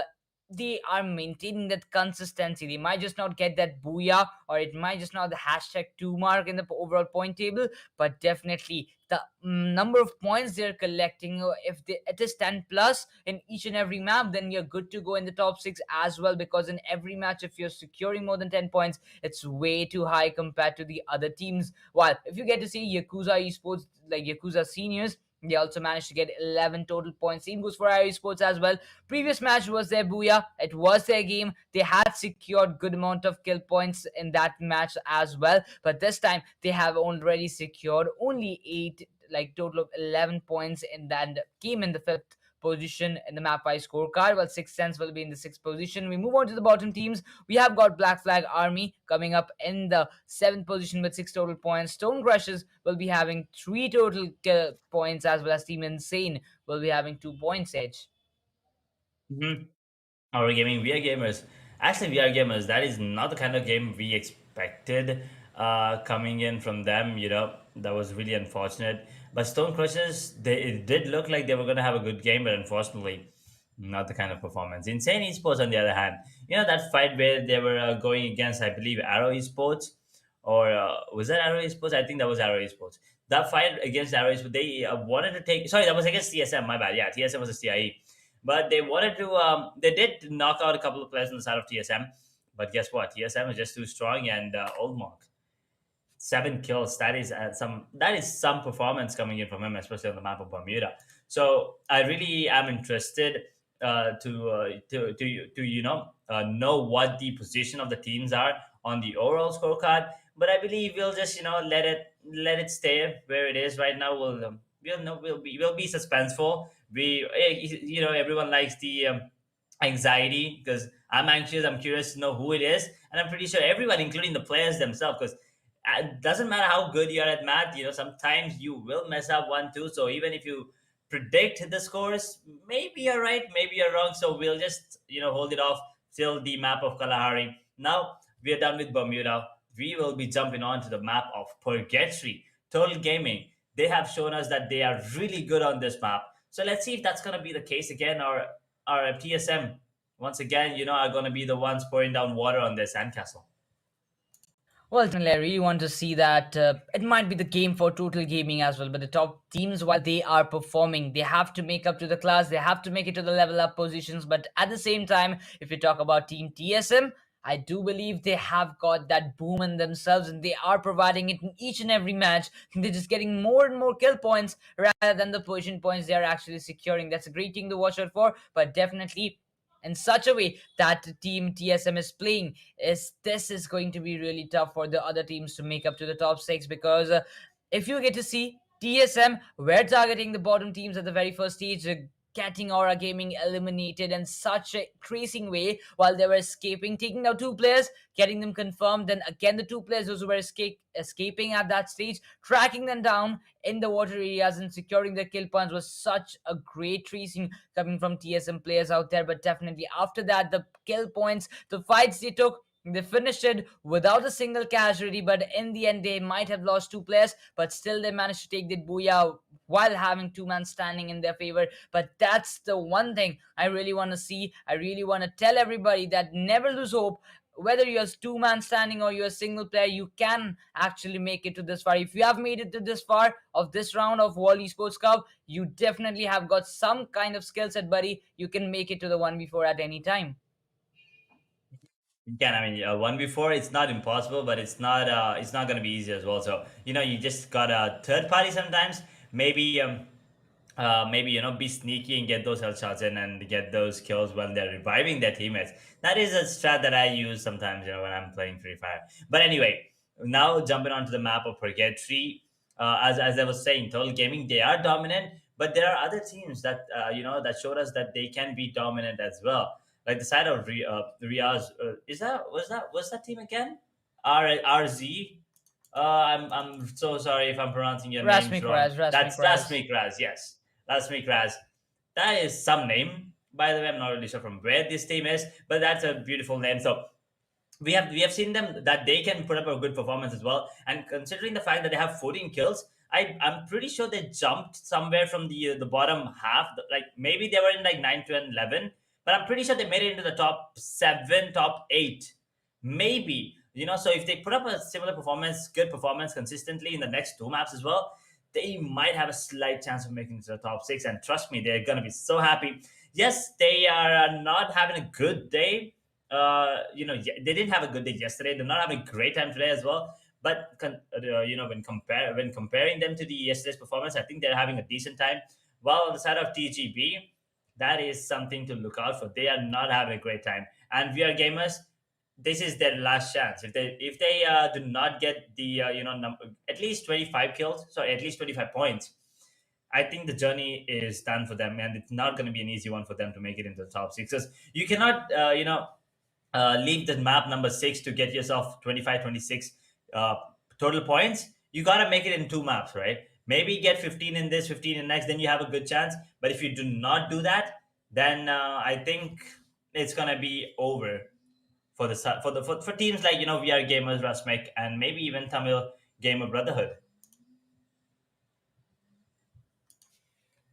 Well, if you get to see the fight and the game is gonna turn up, that's gonna be the map of Purgatory, and the teams have already taken the top. Group stage day 2, map number 5 of World Esports Cup, presented by Infinix Esports and powered by India Gate Today Gaming. But right now we have already got the teams taking the drop. TGB will be having, I do believe there's gonna be a drop clash in the Western Island. It might just happen. Sixth Sense is there, Aura Gaming is there, TGB is already there. We can get to see, while we get to see Team Stone Crushers, WRG, TSM, RASMIC RAAZ taking the drop in the Southern Island, while the other remaining teams will be having the drop of the main island, and some kind of initial fights are actually getting started, and we might just keep VR Gamers. They have to come up really top. I haven't seen this team coming at least in the top 5 in some 2 previous matches, but definitely we are really eager to see the bottom teams bounce back and make a bit of bad situation for the top teams in the table. Well, let's see, because this time around, no initial fights happening in the first minute, not even in the second minute as well. So Central area, there are 2 teams. SC, they have taken the control, but so did Team 4. Oh wait, did he lag? Oh, I think one of the players lagged out there. Looks like that's VR Gamers who's against Stone Crushers right there. VR Gamers, they've had a bad game last time. Stone Crushers, they did not have a great one either, so let's see who comes out on top here. If they take the fight, this looks like the initial fight that's going to happen here on the map of Purgatory. 2 minutes in, no gunshots being fired whatsoever. And just as I say that, initial gunshots, Team WRG, VR Gamers, Ayush is kind of low, and he will go down to Pandit. Actually, no, never mind, that was Slayer. Pandit takes down 1 player, that is Vaibhav. With it, takes down Slayer and will confirm it as well. Beautiful grenade coming in. Pandit absolutely nuts. Beautiful grenade. Oh, same goes for Rajput. But here we go. They wanted to confirm more kills, but guess what? Rajput has other plans, and Vaibhav will go down to Vidit once again. Freeze bombs coming in, but Rajput, he is staying alive for now here, Nekos. Well, definitely on the start, VR Gamers are really struggling back. Stone Crushers are coming on the top, securing and wiping out VR Gamers out in the very first instance. The first team to get eliminated in the map of Purgatory, the map number 5, is going to be VR Gamers, and that's the struggling point actually happening, Edge. We are not getting to see this team coming on the top in any match right now. The amount of early eliminations they are taking in this kind of situations are really making them worsen the situations more and more. But right now, RASMIC players, Team RZ, will be just waiting and just going on the front lines. They want to have a great match again. They already have got a good one, but I do believe they want to make some more of it right now. Team Insane are still struggling to make a great comeback. It's going to be one thing to come up that's going to be important. That one match, 6 cents. They are making a difference. They are making those gunfights, but they're not capitalizing the game in their favor. They're not just making it to the top mark. But I do believe it's gonna be one thing to watch out for. While TSM has got 1 booyah, we have got RAAZ taking 1 booyah in the previous last 2 matches. But right now, RAAZ, they're just heading on to some other directions. 6 cents will be just one team to watch out for, because they've got a brilliant amount of gunfight. I don't know how they managed, like how did they got eliminated in the previous match, but I do believe there might be some casualties, there might be some mistakes they did. For that, they got eliminated. But TSM, they are just waiting. Olmong was just waiting for this situation. Gets 1 people down. RAAZ are not in a really good situation, because they are just up front with none other than the most dominating team in the lobby. This is TSM FTX. This is a worsened situation. Any team in the bottom will be just realizing, because in the way of getting yourself in the top of the table and facing the one, those who is just dominating the whole entire lobby within their grasp, this is not what RAAZ is expected. But TSM were quite aware. They had got their positions coming exactly where they wanted, and they had got 1 kill point in the beginning while the zone comes up at the northeastern part, favoring the other teams like YAKUZA Seniors, Team Insane, Total Gaming, Arrow Esports, and Black Flag Army. Well, there you go, the zone, the first zone. It looks like it's on towards the northeastern side. Well, towards that field skill house. Brasilia, part of Brasilia is also in there. But Modaus, let's see. And the UAV has been deployed. Oh boy, that is gonna reveal quite a few players there if it goes towards the south. But a lot of teams, I mean, a lot of time still there. It's still the first zone, not gonna be dealing a lot of damage anyway. And there you go, fight. Stone Crushers once again. RAAZ are the ones taking the heat right now. The high ground advantage on the side of Stone Crushers and Freeze Bombs coming in will slow down the moment. Stone Crushers, they have 4 kills to that name already. They are having a good time. They did lose a player, so they are being a bit optimistic here about taking this fight or not. But it looks like those grenades, that's actually a freeze bomb, never mind. Will deal a bit of damage, will slow everyone and everything inside that down. RAAZ, Krish will come up and take 1 down. That's why Bobby wants to take the other one, but Rutvik makes it in time. He survives. But Vaibhav can't say the same for him, because he goes down. There is another player on the side of SC, right underneath Krish. Did they spot him? Oh, never mind. TSM is here to third party this. Oh boy, Old Monk, he's gonna take full advantage of this. And so will the players of Stone Crushers. Where are they? Yeah, Radford. Look at him. He is spotted. He is spotted, and he will take down 1. Third party the hell out of RZ. Rutvik gets 1. Radford gets 1. Now, sole survivor on the side of RZ. Oh boy, Stone Crushers. The patience coming in from Radford. There, but he's out in the open. He will go down. Old Monk will not let anyone and anything slip past it. Martin gets 1 on the other hand. But where is the player on RZ? There you go, Punisher. Outside of the zone, the first zone is trying to make his way back, circling all the way around. It's a long path, but since it's the first zone, I think he's safe here, Necros. Yeah, definitely. If you get to say that, Aura Gaming, well, if you get to say TSM, these guys are on a rampage move. They're just getting those kill points in their favor. Looking forward to Aura Gaming. They have got 1 casualty. It's me. Bob Lou is getting eliminated in this stance, and it's not gonna be the really good situation turning up for themselves as well. But if you get to say 6 cents are just getting some casualties, as Yan has been picked up. The nades are just coming up in the direction in place of 6 cents, while the other players are just gonna advance. Nades are just going on point, gets another connection, might just get another instant trade damage as well, but will be getting that revival to John Cena. Yes, it does, but 6 cents is just falling apart. This is not situation that 6 cents were like actually waiting, but Fabindro just comes up in the fighting areas. He's one of the most experienced player. I do believe it's gonna be a really interesting fight to watch out for, but I do believe Fabindro is not having that much of chances. Will be taking a good amount of damage as well. Stoner gets down. Solo player surviving from a single team has got a really good amount of responsibilities coming. Fabindro is not in a good state to look out for, but 6 cents takes an exit. This will be a huge bad factor and an early elimination that 6 cents have to face up in the 11th position. Not a position that they wanted to be eliminated in. Getting 0 rank points, and I'm not even sure how many kills they have. But look at this: AG, SC, TSM, all of them. Especially a Punisher, I believe that is from RASMIC. He's all the way down in the fire brigade towards that blue zone right there, making his way back into the zone. But he might be too late, because by the time he makes it back into the zone, if it goes towards that mode house area, that's gonna deal a lot more damage, because that's gonna be the second zone. So Punisher, he got the zip line, so he's safe. I'm pretty sure he has enough time right now. I actually thought he was gonna be walking the entire way there, but let's just hope. I mean, he's gonna be hoping that he doesn't find anyone, but guess what? There's no one there. He is in a really good spot, and so is the zone towards that field, Brasilia. Covering up entire fields and a bit of Brasilia. So it's gonna be a good game for Team Total Gamers. The zone is in their favor, but they still need to get kills. And the TSM, they're making their way back. They're still on the server, which means they need to look out for them.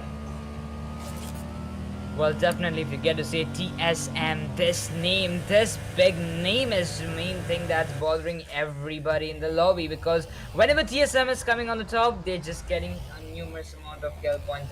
That's one thing that everybody has to look out for. But in the meanwhile, we move on to the other teams as well. Well, Team TSM just making their positioning in the zone and the edge parts, but definitely they want to go for some good kill points. And guess what? They just might get another team in their favor, and it's none other than Tamil Gamer Brotherhood. They might just come up in with them. It can be a fight in the edge, but look into the players. They are just trying to spot out each and every team. If they get one, they're just going to completely slam in the difference. If you get to see edge, the difference between the players and the distance are not that much, but Kaushik gets taken down. The situations are not gonna work up for TSM right now. Some duos are getting done, but instant the other teammates are gonna come up, and this fight, it will be a really worth watching scenario, because it's none other than Total Gaming take on Team TSM. This is the most awaited fight everybody was hoping to see right now. Some pretty decent shot comes. The thermal scope is getting used by Insane. Might just get some connection. It might just happen, but definitely the positions are getting revealed. Rohit wants to take some good connections as well, dealing a good amount of damage. Mafia and Delete, they have to heal themselves up, while TSM players want to fight back. They don't want early elimination. Neither team. Total Gaming will also want that, but definitely the fights that will determine which team is going in the further stages of this map. TSM, they still are alive. 10 squads in, 33 players. John Cena will take down the best player side of TSM. That's all why he will go down. Oh no, John Cena, beautiful grenade to confirm. But here we go. Mafia is now throwing a grenade of his own, getting that knock on to Mr. J. Mr. J is out, because that second grenade dealt a lot more damage than the first one. And now, TSM, they're in trouble. They only have 2 more players left. One of them is Insane, who's on 20% health, and he will go down to John Cena. Kaushik Malik, on the other hand, will get that knock on to Delete with the grenade. And John Cena gets taken down from Mafia. Insane will take down Rohit. Kaushik Malik, that third party! Third party! Ooh, never mind. TSM. I actually thought that was AG dealing with the damage there, but it was all TSM. It was all TSM taking down Team Total Gaming. Oh boy, oh boy. Well, that was interesting. They did get eliminated in position number 10 and did not have a lot of kills as well. So this time, Purgatory, not their town anymore. Well, this is going to be an interesting fight. Team Insane sitting in the in the center part of the zone, while the other teams are making their move towards the zone areas. We have got the other teams as well. That is gonna be Yakuza seniors. Well, you can get to see TSM. They have got 5 kill points indeed, but have dealt with 2 casualties. On the other side, we get to see Team Aura Gaming. They're just going with those rotation on foot pair, but they're just going with the 3 players. 1 player has been taken down, but there you go. Tamil Gamer Brotherhood. The players are just trying to spot out some of the peeps out there, but definitely the shots are being taken. Unstopper has to stop right now just to make some covers and make those fights initiated, while we get to see that TGB will be having an upper ground advantage that will eventually make those players suffer from Aura Gaming, because the height advantage is going to be the greater factor. While the nades are getting used up by Unstop, another nade has been picked up towards Joker. Some flashbang has been used. Some blue walls will be used as well, but in a definite moment, this is not going to work out. Unstop deals a good amount of damage. Joker wants to make another breakthrough, but if it's going to be possible, then it's definitely going to make that count. And there you go. Unstop gets knocked out and will be finished out of the zone, while the other players will have to manage themselves up to get inside of the zone. While I do believe if they don't manage it, Aura Gaming are not going to get a good position in this map of Purgatory. It's like, yeah, just rot in hell, we don't care, you're gonna die anyway. TGB, they're making their way back into the zone right now. This is third zone coming in, 40 minutes in. We're about to hit that 50-minute mark. But Team Insane, Shom gets that knock onto Insane. Will not be able to confirm the kill just yet. But Team Yakuza Seniors, they're right there, they're right next to Team TGB. This might be a fight happening, but Punisher is still alive. He was the sole survivor at minute number 7, I believe. So he's been alive for a good amount of 7 minutes. All by himself, and he's just trying to get as many rank points as he can, and up until now he's secured to get 1 extra point for his team, and every single point counts, especially if you're at the bottom half, and that is the side of RASMIC. They're at the bottom half, so every single point counts, and Amman, he will get eliminated in position number 9, so that's +2 now. Well, VRC and Kaushik Malik take 1 down each, and VRC 1000 gets 1. Kaushik Malik will confirm that on the Roshan Arrow. They're in trouble right now. Insane 147 DSM, although they only have 2 players, doesn't really matter. They will be able to take down 2 players on the side of Arrow Gaming. Arrow.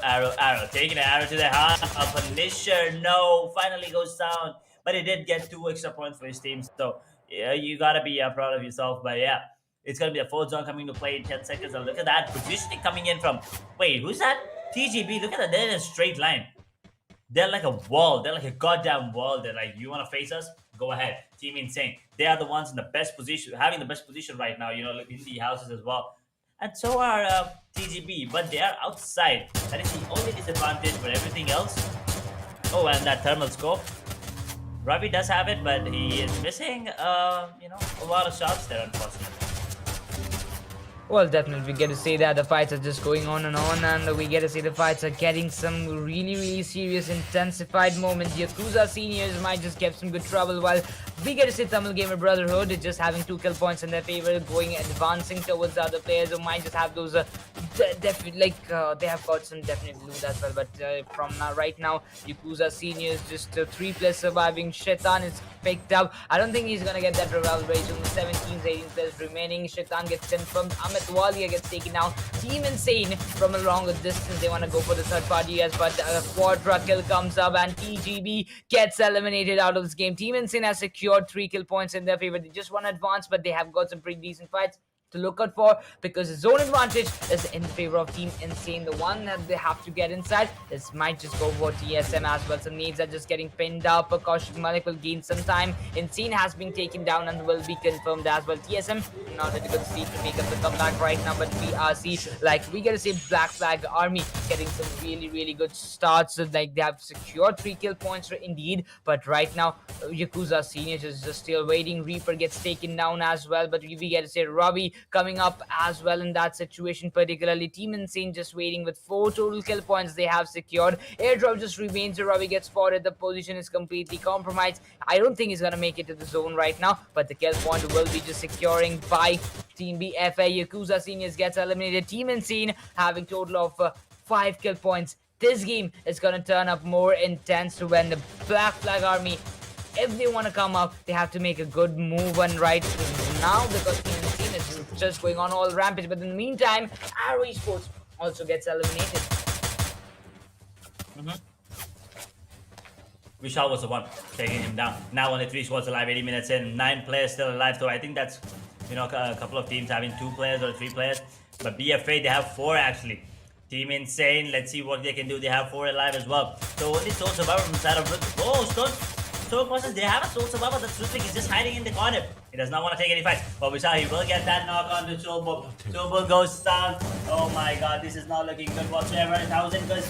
A double kill with the grenade. Well, I think he will get one more kill on the target. We are seeing him have a really good time at Rutwik. He comes out. Oh, he comes out and steals a kill. Did you see that? He comes out and steals a kill and also gets eliminated. But yeah, it doesn't really matter. There's not much you can expect when you're a sole survivor. But he came out to steal a kill. That was beautiful timing coming in from him. Excellent strategy coming out. Stone Crushers, they're going to be happy with the rank position, but I'm not really sure if they're happy with the number of kills, because I think that's 7 kills. But yeah, nevertheless, Black Flag Army making sure that everyone else waves the white flag this time, getting themselves the booyah, and they also have a good amount of kills as well here. Well, definitely, Black Flag Army will be really, really much happy with the performance they have. They were actually waiting for right now, and definitely they have got that indeed, and that's really impressive coming from them their side. That the new teams have got the greatest start right now in this lobby, because in the previous 2 matches we have got seen Arrow Esports and TSM taking a greater lead, but this match neither Arrow Esports, neither Team Total Gaming nor Team TSM made it to the top 3 mark. But it's none other than Team Insane is there. But Black Flag Army, this team is going to cherish this booyah with the greatest thing they have got right now, because that's what you expect in the greatest stages like World Esports Cup, and this is the second phase going on. And the game they actually played in today's one, Team Insane did also got a numerous amount of finish kill points in their favor, just capitalizing the one those who were coming outside of the zone. They're just holding on to the grounds, getting each and every player one by one was Team Insane's strategy. And what Black Flag actually did, they just waited patiently. They kept that patience on the mark. They waited for Team Insane to arrive, and then they just came outside and they just boom, you get the boom, like the booyah in your favor. That is true. Total Gaming, this was a total disaster for them. We expected them to get a lot of kills, maybe even the booyah this time around. Because last time on the map of Bermuda, all they did was sneak around, stay alive till the end, but not get the booyah. But unfortunately, this time I think they got eliminated in position number 10, right? So yeah, 10, 9, 9 or 10. So that is not a good position for them, especially, we expect a lot from them. The audience expects a lot from them. Their fans expect a lot from them. So this is not the kind of gameplay. But we are done with, map number 5 of the day. So before we move on to the final map in this BO12, that is a map of Kalahari, we're just waiting to see the map-wise scorecard. And after that, we are still not going to be seeing the overall. We'll be, having that until the end. But Black Fire Army, 20 points because they have 8 kill and 12 rank. Stone Crushers, is that their best performance in this BO12? It does look like it. 9 rank points, thanks to, I forgot his name, but thanks to the last player there. 8 kill points, total points of 17. Insane. Oh, that was Rutwik. I'm sorry. Yeah, Stonecrusher Rutwik. Insane Esports, 8 rank points, 7 kill points, total up to 15. TSM still in the top 4, 5 rank, 8 kill, 13 total. Aura Gaming, well, that's a switch up. 2 rank points, but they do have 6 kill points. So total points of 8. TZB, that's a decent score if you ask me. 8 total points here, Necros. Well, definitely we get to see the top 6 teams they have made, but I'm really, really glad to see that TSM FTX, they have got 13 total points in their favor. And if you get to see in this kind of cases, well, TSM maintaining the stats still now. They might have got just early elimination, but still 13 points in their favor. That's a great one. But looking forward to the bottom teams, here we get to see some of the top teams, those who were leading in previous matches. They have came up in the bottom chart of this match. Arrow Esports coming up with a total of 7 points in the 7th position. Yakuza Seniors have got a total of 6 points in this match. RASMIC RAAZ a bad elimination, a bad early elimination they had to face. But nevertheless, you have got a great start. Still 4 points they have secured from this match.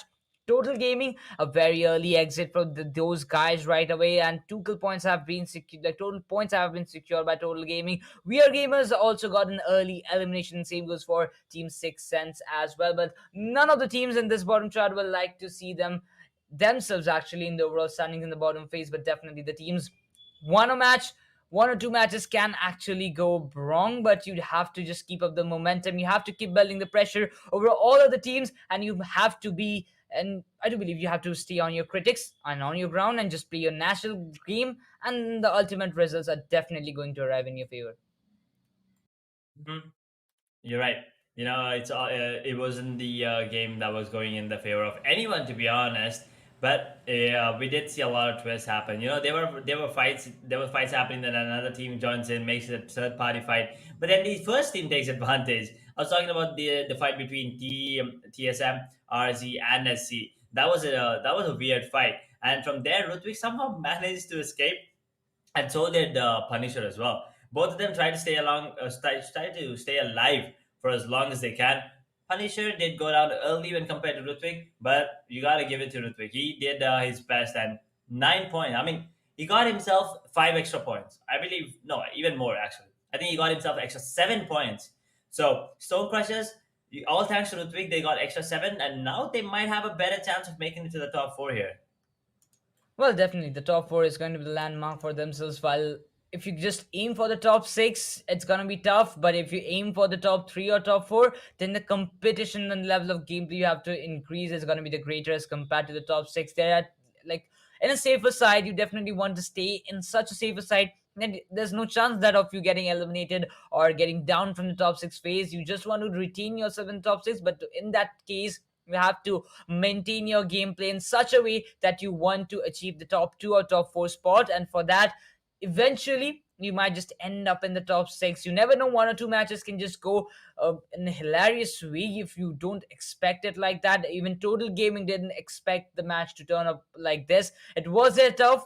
Purgatory was a strong map for Total Gaming, but indeed of that, they got eliminated in a really early phase. And that kind of matches, it just depends. In every match you cannot get a booyah. In every match you cannot get a top 3 top 5 spot. You have to be prepared for every bad match, and in that case you have to maintain your proper strategy, and you should aim for the top 4 in my opinion.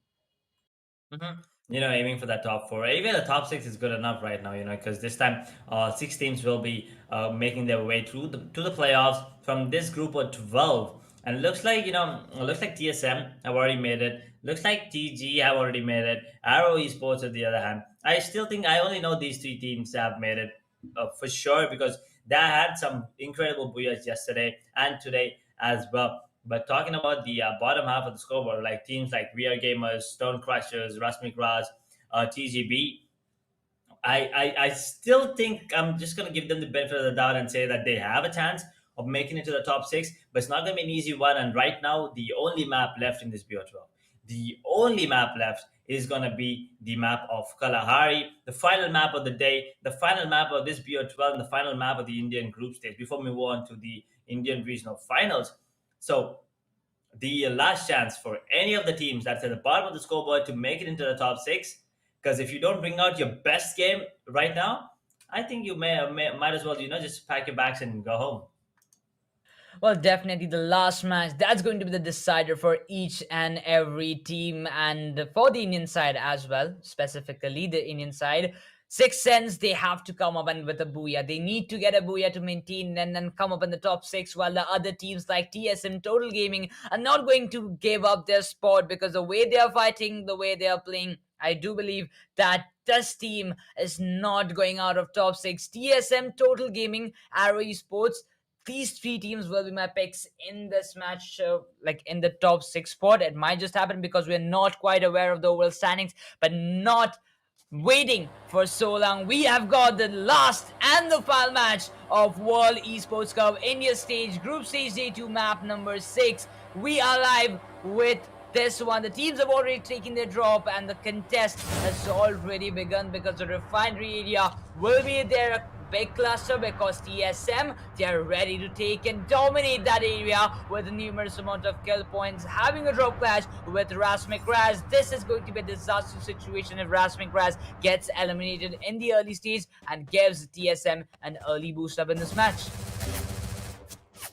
Well, just as I say that, I think that is gonna be the case here. RAAZ, they are fighting back right now. Chris, he did secure himself a weapon and will take down one, but Insane is gonna be the first one getting that first blood. He gets himself another knock, the only survivor on the side of RASMIC. Let's see who is it. Actually, they did revive, but Uzaif goes down. 2 players have already gone down. One of them is knocked, the only survivor. Where are you? Oh, he just makes his way back. Oh, Insane, never mind. He runs in, gets himself that kill onto Chris. Beautiful performance coming in from him. TSM, just like that. 1 minute. And ooh, this time around, Team Total Gaming, they are putting up a fight as well. Delete gets himself one before getting knocked out. And Rohit got himself one more. And WRG, VR Gamers. Yep, more like we are out. There you go. Total Gaming, completely in dominance here. But Rehan is still alive. Not done just yet. And there you go. He's gonna be done for. TSM and Total Gaming. Ooh, okay. I'm not really sure what that is, but that looks cool. Well, definitely, we get to say Team Total Gaming securing 4 early kill points. That's really a definite thing that we are really waiting. But right now, like, the phases are going on. Like, we get to see the teams are actually making a good move. YAKUZA seniors, they also have to make a great match. A great output is very much needed. Like, it's like something really incredible. We get to see that Tara Gaming, they are just TSM players that are just ready. But look at those rich team at Black Flag Army. It's none other than the team Insane is just going with those early kill points. He wants to take up, but Cosmic is just waiting with the camouflage. Might just get down, but no, Insane comes up. Will be getting that one. Will be getting this kill point in their favor. Lifting. Oh, guys, this is the lifting thing comes up, but instant glue will be secured. Quadra kill comes up, and look into the start. TSM have got that lead with the kill points. Total of 5 kill points have been registered, but Black Flag Army lost one of the crucial player, you do believe, because each and every player is going to count out in this final match, and each and every team, those who are near the top 6 spot, will definitely try to bring it up, because the overall standings will be very much clear for the point difference. We are actually eagerly waiting for the overall standings as well. But right now, RAAZ Esports is still just going, and we get to see that Terminal Gamer Brotherhood will be just going advancing with those 4 of their players, which they are actually holding. But you looking forward to YAKUZA seniors losing one of the players. I do believe it's gonna cost them out a bit more, but at the simultaneous situation, Reaper is gonna bleed out and will be confirmed, and that finish, like, kill point will be going in the favor of Team TGB. Well, one of the players just was bleeding there on the side of YAKUZA. That was really unfortunate. And Saitan is gonna get taken down by TGB. TGB, they are looking strong right now. Take down 2 of the players on the side of YAKUZA. That is YAKUZA seniors. 2 kills to that name. Can they get the 3rd one? Beautiful shot by Joker onto the arrow. But yeah, Jay, he's gonna get one. Insane. Was that a side kill? Oh boy, a melee kill. That's always beautiful. 6 and Zion will take down Mr. J. Will confirm. TSM, they lose a player.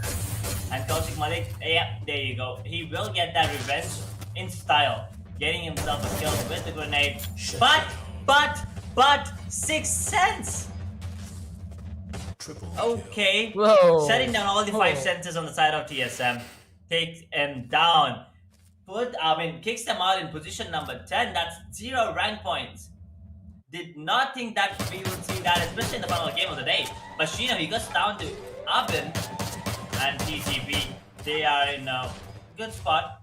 Getting himself a couple of kills and arrow. If that grenade lands, that's gonna be enough to confirm the kill. Yep, there you go. Ben will get one more on the Shino. Arrow Esports, not the kind of game that they wanted.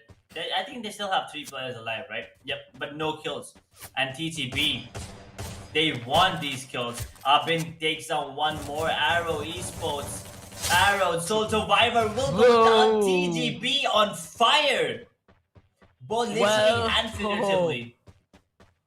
Well, the bottom teams are just coming on the top like hell out of a great damage, because how we have seen Six Sense playing today, this match is gonna be an incredible one to watch out for, because on the other hand, the bottom teams are just coming on and on. We get to see that we have got some decent teams coming. Stone Crushers will be one of the teams. The Sixth Sense having a zonal advantage. They have got a height advantage. Team Insane, they are just being spotted by the players of Sixth Sense. Stoner gets eliminated, while Fab and Rosian and Martin, the three players are remaining from Sixth Sense.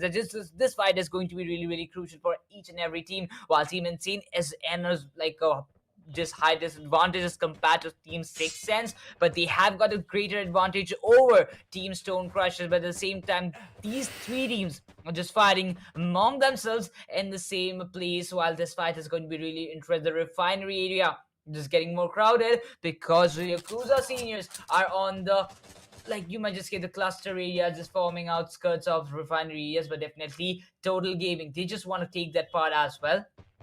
Martin going with an aggressive push will be backed up by other players, but Team Insane, they are they eager to go for the rush. Well, Xian gets spotted, will be getting some decent shots. Fabindra will be just trying to get some decent cover fires from the back end, but Sixth Sense, they have to be quite prepared. But the fall damage comes up, Xian gets taken down, will be jumping off and will be getting knocked out, and the kill point will be secured by Team Insane. This was not what it was expected, but right now Shivam is just, I don't think he has spotted that guy, but Fabindro, he has got too much responsibility, and an instant Sixth Sense, I'm seeing those guys falling apart, and that was a mistake of rushing in this situation. They could have holded that position and they could have got for the kill points in ease without having any kind of casualty, I do believe.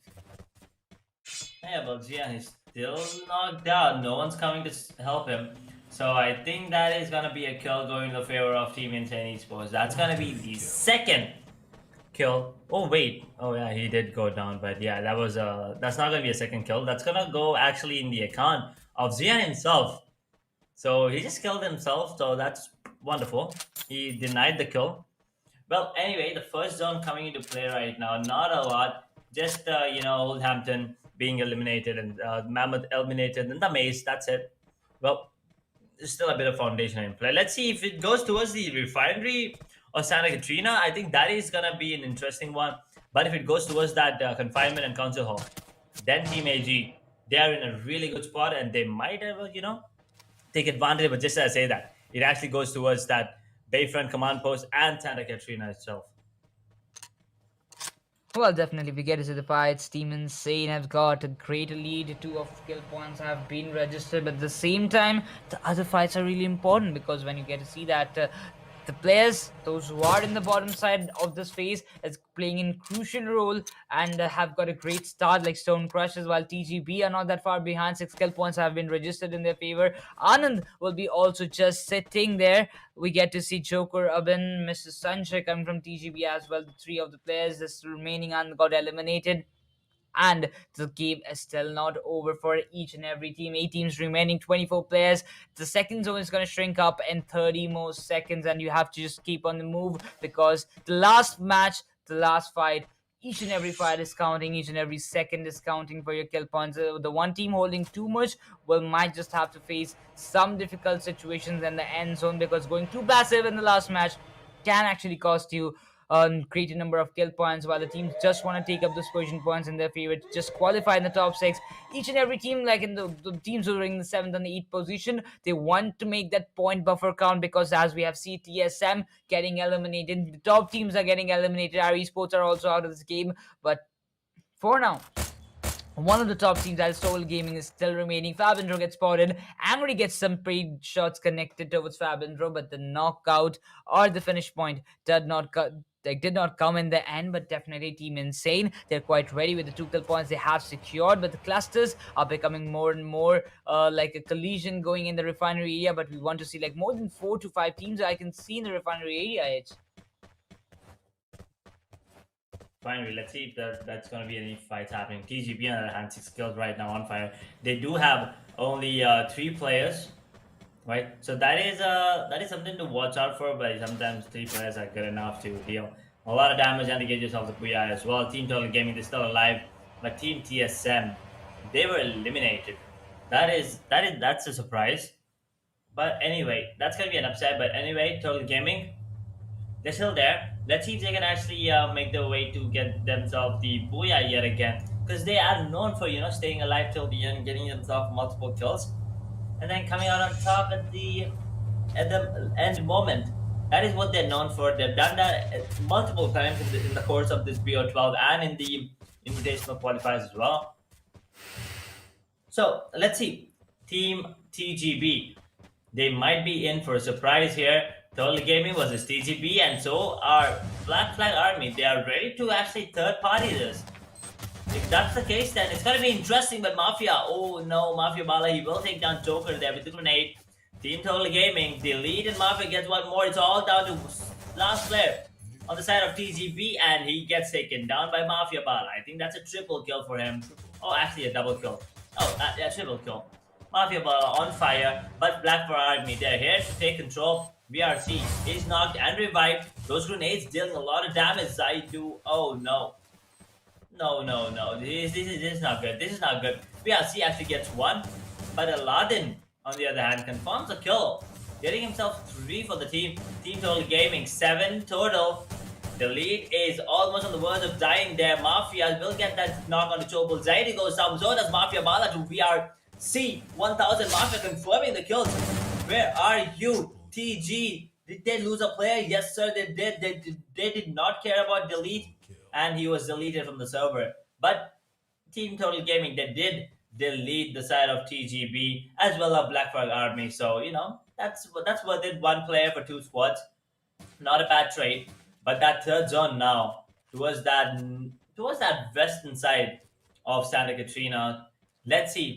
Total Gaming, 10 kills already here, Necros. Well, definitely we get to see that Team Insane, they have got 3 kill points, but one of the dominating teams and one of the top teams are just making up really difficult for the bottom teams to climb up the top 6 category, because Total Gaming have already secured more than 10 kill points, and that's not good for any of them. But the YAKUZA gets taken up by Shivam. I do believe they have got a close range beast with themselves, but Stone Crusher is just out of the zone.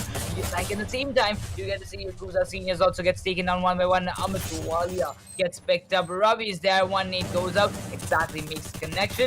Will be taken down as well, and the YAKUZA Seniors will be taking exit, while Stone Crushers are still fighting up really big hard. The shots are getting taken up by over to the faces of Total Gaming, and we get to see that Slayer is in a very trapped position. He might just go with the backup as well. Some backup shots are getting just taken up by his teammates, but from the behind areas, the Team Insane can actually make that bold move coming on that areas. But definitely the fights are not gonna get over 10 total kill points secured by Total Gaming. They want to advance, they want to get more and more kill points in their favor. Well, 5 total teams are just remaining. 14 more players are still alive. Mafia will be just waiting at the same moment, while Total Gaming, Rohit, the 3 players, 3 like if you get to see, 3 of the players have taken 3 solo kill points each one.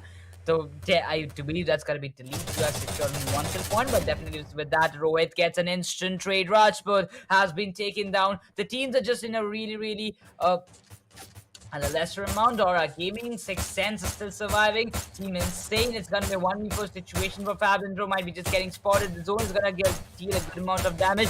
Healings are getting turned up, but I don't think he's gonna make it to that far, while Team Insane have to make a bold move inside the zone. And inside of the zone, Team Stone Crushers are gonna wait up, while Team Total Gaming are just waiting outside of the space. But 6 Sense gets eliminated in the 5th position, and the 4 teams and 13 players are still alive in the game, and the fights are still going on in the end zone. This zone is giving the favor over the places of I do believe that's gonna be Aura Gaming, but right now Team Insane's Aladdin has been taken down. The other players just making their move, while Team Stone Crushers, they just have to wait patiently, and another one Slayer gets taken down and will be confirmed. Total Gaming gets their 11th kill point, and the fight is still on. They have announced it, and they mean it, because Aura Gaming are dealing some pretty decent fights against Team Insane. Yep, Team Insane still having 4 players left, 3 kills, but Aura Gaming on the other hand, they do have 3 kills, but they also have 3 players alive. Unstoppable, what a beautiful grenade coming on to Total Gaming Mafia. But beautiful grenades coming in from Unstoppable. Unstopped, that is, but he is unstoppable right now with the grenades. Gets himself a triple kill. Will take down Total Gaming in position number 4. It's going to be him getting his his squad 3 extra kills, but it's me, Buffalo, taking down Ritwik. Aladdin steals the kill actually. Down to 3 squads and 8 players, now 3. The Storm Crusher is actually eliminated in position number 3 because Unstop is unstoppable once again, getting himself a quad kill. It's all down to Team Insane and Team Aura Gaming. But Team Insane, they do have a man advantage here. Aura Gaming, they do have 7 kills, but can they do this? Unstoppable still being unstoppable with the grenade, gets one more. Vishal gets that unstoppable grenade after grenade after grenade. Aura Gaming, they have 2 players alive, but 3 players on the side of Team Insane. Let's see, unstoppable, unstoppable. Oh my god, those grenades, man. He doesn't need guns. All he needs are grenades. 2,403 damage. I'm pretty sure that 400 damage was from the weapons and 2,000 was from the goddamn grenades, because he was going ham. Where was he all this time? I mean, Aura Gaming did this. They were at the bottom of the scoreboard throughout the turn. I mean, throughout the series of BO12. Where the hell was Unstopped, and what the hell was he doing? Because if he would have put up a similar performance like this, they might as well be on top of the scoreboard right from the start. Well, if you get to say, it might be late, but you ended up the stage quite well. The final match of World Esports Cup India Phase 2. Really, it was a really interesting match. While the bottom teams, they managed to come up and hop out in the last match. Like, if you get to see Team Stone Crushers, you get Yakuza seniors out there, you get Six Sense coming up with a great match in the #5. They might just not have got a great match. They could have turned it up, like how Six Sense was starting from the front and the first time of the first part of this match. I do believe I did just thought that might be the game for Team Six Sense. But out of somewhere, they just lag a bit of decision making. 2 casualties come unnecessarily, while Fabindro just waited and watched out there the 2 players getting eliminated. He wanted to make and take away as much as position points he could, but at the end, you have to just admit the player disadvantage and the zone disadvantage actually led to the elimination of Team Six Sense. They did try well, but right now the result comes in the favor of Aura Gaming. They played an outstanding game, while Team Total Gaming, they just came this match to get as much skill points as possible, because by seeing their movements, by seeing their rotation, by seeing their playing style, I do believe they wanted that they don't want to make any other further competitions in that overall standing. They don't want to see the bottom teams making a really good comeback and making up the top 6. They want to retain their position. They want to come up at the top, while they have seen TSM getting eliminated in a very early stage. They had got that opportunity. They utilized it in a really well, and the result sees it all, because Aura Gaming, again, out of nowhere, an unexpected booyah comes up by the bottom teams. Yep, I mean, unexpected, but they do deserve that. I mean, the way that Unstoppable was playing, he does deserve that boy. And you're right, Team TSM, they did get eliminated in position number 10, if I'm not wrong, so no rank points for them.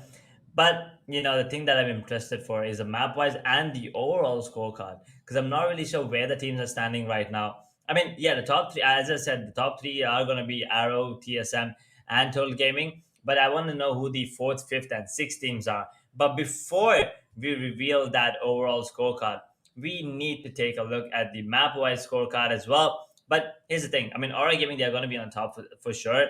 And at the bottom, it's going to be TSM. So it's more like them swapping places with each other.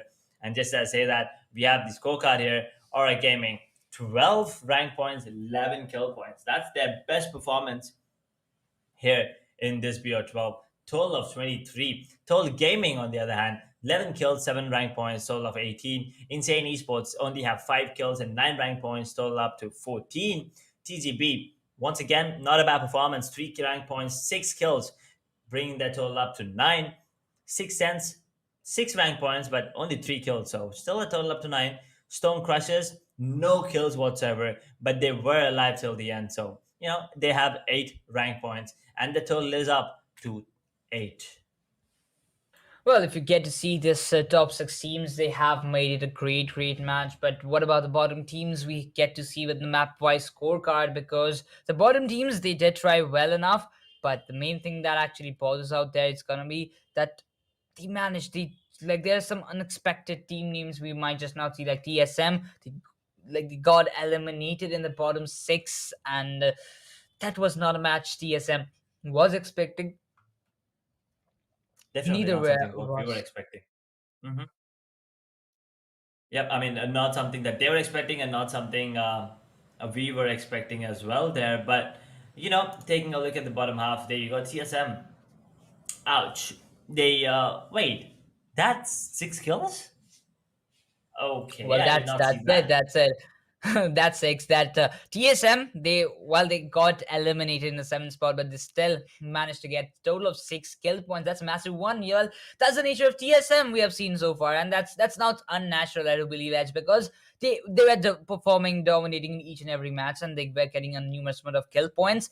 Getting eliminated with kill points, it's nothing unusual, but definitely a well played game for themselves. They might just got more and more kill points if they would have survived till the edge, and it might just be another contest between Total Gaming and TSM for the kill points. But Black Flag Army, they got a booyah in the previous match, but this match they got eliminated in quite an early stage, securing total of only 6 points. Yakuza Seniors, they managed to come up with the ninth position, but they did try really, really well out there. But in the same start, we also get to see that Arrow Esports comes up with a total of 2 points, while We Are Gamers and RASMIC getting really, really 0 points. Not a great match. It did turn out for themselves, but with that, I do believe the map-wise scorecard actually tells about the standings. But the main thing, while we get to see the top 6 teams, those are going to qualify from this phase, will be one thing to watch out for, because that's going to be really interesting to watch out which 6 teams are going to make up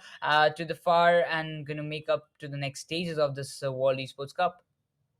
Yeah, I mean, Rashmi Raz, they had a good game last time, but this time around, nothing. 6 cents, maybe not as well. And I think Stone Crushers, although they did have a really good run in the last 3 maps, I don't think they have a chance as well. So I think it's gonna be Total Gamers, TSM. What was the other team? Arrow Esports. I think Yakuza Seniors just did enough. I think Black Flag Army also has a really good chance. Let's see. What other teams do we have? What other teams do I think? I think Insane Esports maybe just had enough. So I think these are my picks for top 6. But what about you, Nakros? Well, we are not gonna wait for that much. We are heading forward to the overall scorecard of the Indian phase, and we have got none other than at the top TSM FTX coming out with 271 total points, and the hashtag one rank stays in their favor. In the hashtag 2, we get to see 146 points, taking Team Total Gaming just comes up in the third position. We get to see Arrow Esports joining with 126 points. Black Flag Army managed to get themselves up in the hashtag 4 position with 125 points they have secured. Aura Gaming, they managed with a great booyah. It was out of nowhere. Aura Gaming made it to the top 5, 103 total points they have secured. Even Stone Crushers got 94 points. 94. And Edge, this was a great comeback, I do believe, for Aura Gaming. This booyah did really turn well for themselves. Yeah, that booyah and those kills, they needed it. They definitely needed it. That if they would have gotten eliminated in the early stages of the match, I think that would have been they wouldn't have been in this top 5 position, right? So congratulations once again to TSM FTX, Solar Gaming, Arrow Esports, Black Flag Army, Aura Gaming, and Stone Crushers, who I actually thought did not wouldn't be making it, but I think I was wrong. Predictions are always not going to be on point.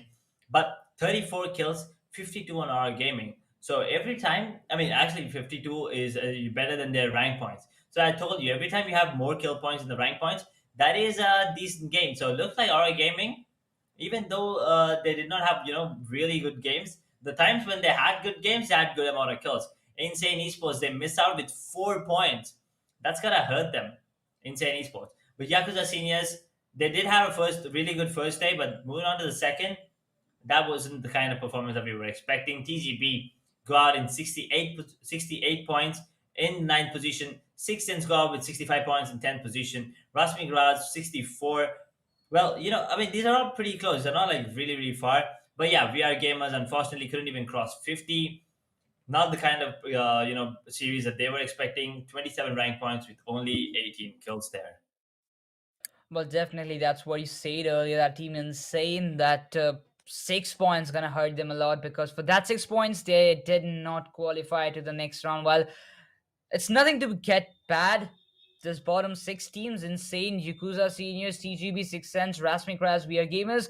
It's not all over for you guys, because where it ended up, you get a new beginning, you get a new start, you get a fresh start from tomorrow. You have got some new events, some new other tournaments to play up, and I do believe these teams will actually make eventually good performance in that kind of matches. While you get like, I do believe in one thing is that whether you win or you just learn something from your lose, and that's definitely, you have lost this one, but definitely you have learned really really lot amount of things to get yourself an experimental stuffs in the upcoming tournaments. I really do wish you best of luck for your upcoming events, and better luck next time. But congratulations to the top 6 team, those who have made it to that far for the next round, and I hope you do really well in the upcoming stages, because you're going to represent this country and against 2 other nations. This is going to be a really really interesting fight in my opinion, Edge, because competing among the other top teams from another countries,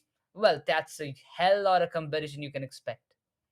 Yeah, I mean, true. You first things first. You have, I mean, all these teams in the same region. They have played scrims against each other. They know what kind of game that they're gonna bring to the table, right? When you play against teams on the other region, I mean, you might have played against them, but I'm pretty sure you wouldn't have played against all of them. So you don't know what to expect, and sometimes they will come out with, new executions, new game plan. So that is going to be interesting to see how these regions, cope up with each other.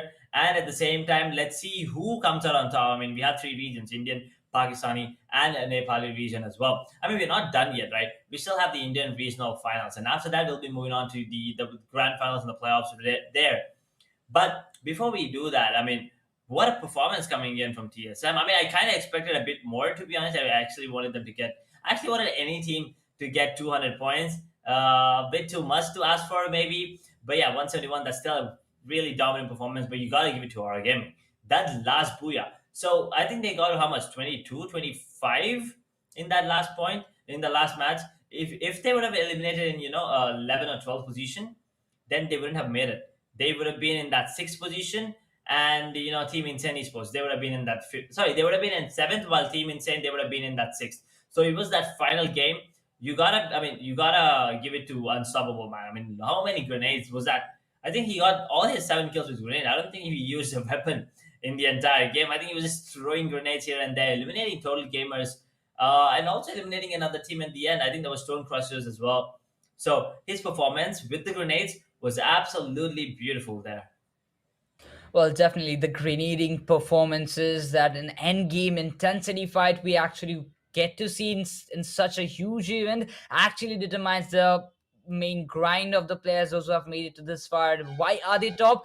Because of this grind, because of the dedication they put up in hours and hours to play this game and to come up on the top, represent the country in the international events, is the main focus of each and every esports player out there playing from the one country, in each and every country, I do believe. But that's the main stage you have to prove up. The main big tournaments are the stages you have proven up. The top 6 teams we have seen. I really wish that among the 6 teams, anybody just wins the trophy for this, for their country, and make them proud as well. And I do believe you will be having the same wish, Edge, because that's a really really proud thing for each and every esports player. That's a dream for every team and esports player, to get a trophy for themselves and for their country. And let's hope for what we will be expecting from them in the furthermore stages. I mean, right now I wouldn't be, wanting to play, because right now I'll be looking forward to cast and host the international events. That's a better thing, because right now, I mean, we're not. I mean, you and me, we can't compare with these players, right? No, never, we jump on never. the server with them. They'll toy around with us. They'll just throw us on the like 12th position every single time. We are not even close to what these teams. I mean, they put in so many hours and a lot of No, work. not at all. But yeah, once again, quick shout out to Infinix smartphones, and to take a look at the Note 11s whenever you get a chance, fellas. The description, I mean, the links are down in the description below. And also a huge shout out to India Today Gaming and Platonia, our broadcast partner. And also, we are done with the entire BO12. Yesterday was only BO6, but today the entire series has been done. So before we end today's, game, we will be talking a bit more later on. But for now, me and Necros will be taking a short break, but we'll be back with the highlights of the entire day number 2.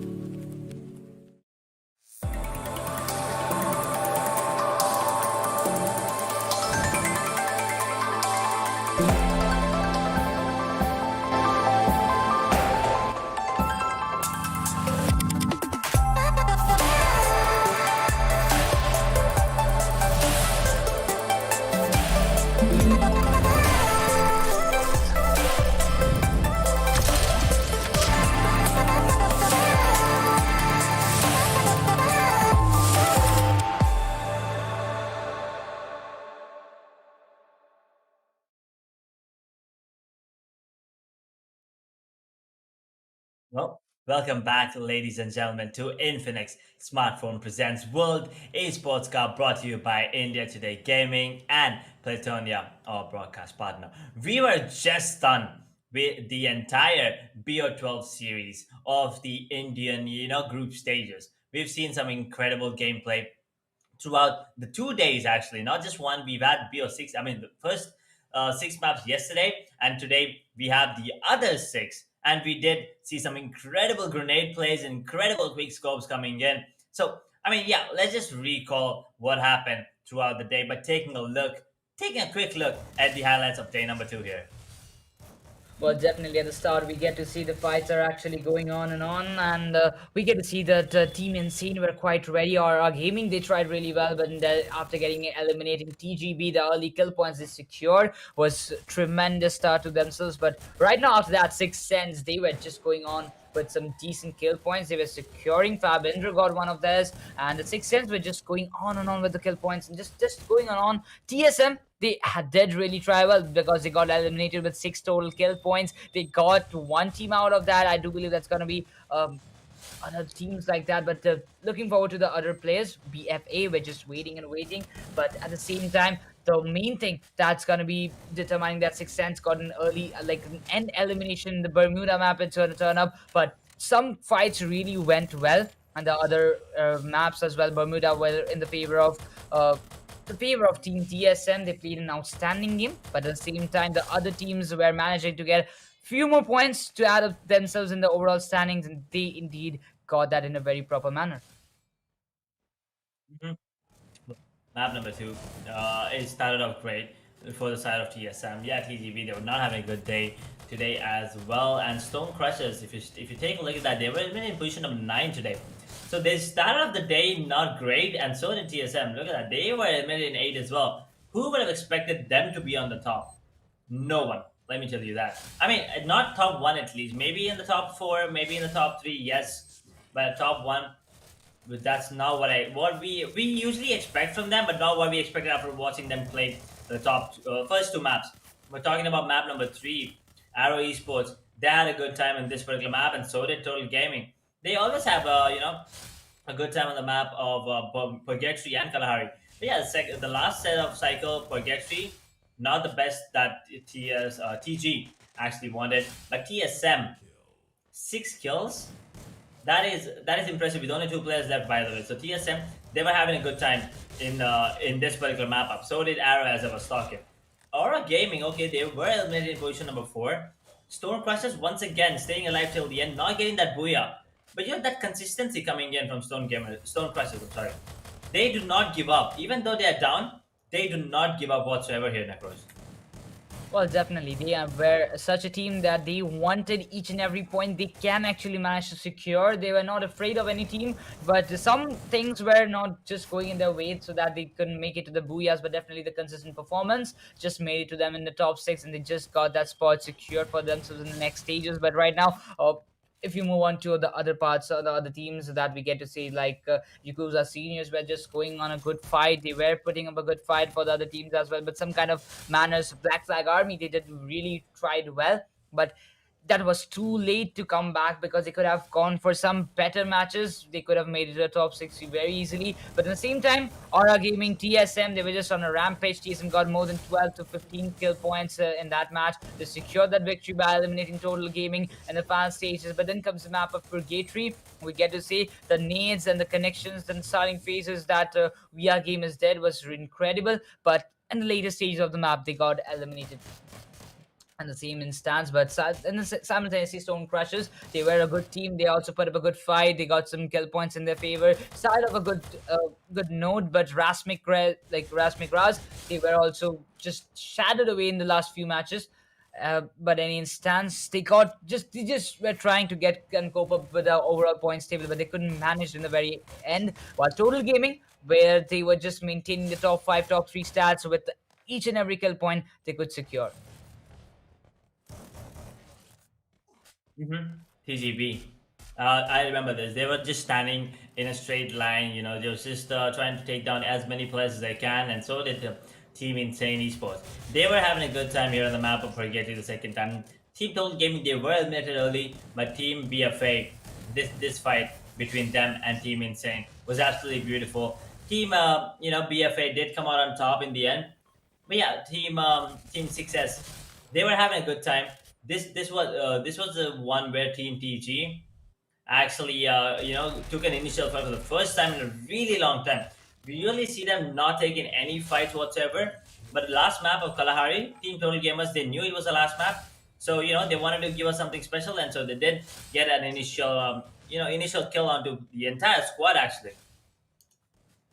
Well, in the beginning phases, when you just go that the fights were just going on while Total Gaming were devastatingly taking those kill points, just dominating each and every team coming in front of them and securing the kill points was a damn good move for Total Gaming. Though they didn't make it to the booyah, or Gaming got that advantage indeed. In the end, they were securing each and every kill point. Like the players coming outside of the zone, they got that instant trades, but with that they got and secured the last match booyah. That was really really great end, and I do believe that they made it to the top 6, and a huge congratulations. That one match, as we mentioned earlier, that one match can actually turn up the tables. You never know that which match will take you to which position in the overall standings. Every single point counts, every single kill counts, every single rank position counts. We've seen Stone Crushers, the player just surviving till the end, getting his team 7 extra points. Imagine if he didn't get that 7 points.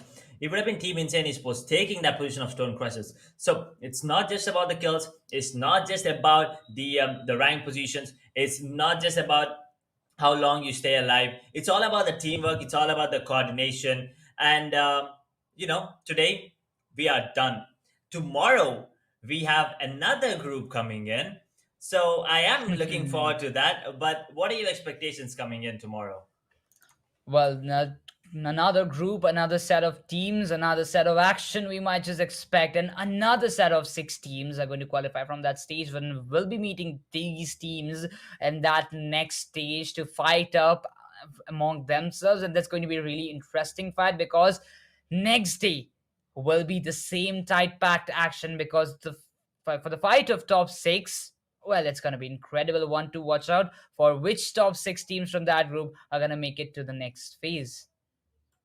I mean, this BO12 was already lit. Looking forward to the next BO12. I mean, we've already had 12 teams from Indian region. We have 12 more waiting. That was, this BO12. And they are ready, and they're ready to show us what they are worth, their true potential. But that's for tomorrow. So make sure you subscribe to the channel of India Today Gaming. Do not miss out on the action. Even if you missed out on this action, we will be posting the highlights so you can take a look at that and get on track with what's happening in the Free Fire world here. And also take a look at the Infinix smartphones. They are absolutely beautiful. Last time it was a Note 10 that was dominating the market, and right now the Infinix Note 11s hashtag own the game, hashtag own the market. If you ask me, it is gonna be unveiled during this tournament. It's coming in this month, so make sure to take a look at that. The links are down in the description. I keep messing it up. But yeah, I'm pretty sure they didn't mess it up while making the phone. So take a look at that. And also a huge shout out to Playtonia, our broadcast partner. And Necros, it has been a pleasure casting the match alongside of you. Same as for me, Edge. But with that, me, Necros, as well as my co-caster Edge, will be signing off from today. We'll be meeting you guys tomorrow, same time and same place. Peace out.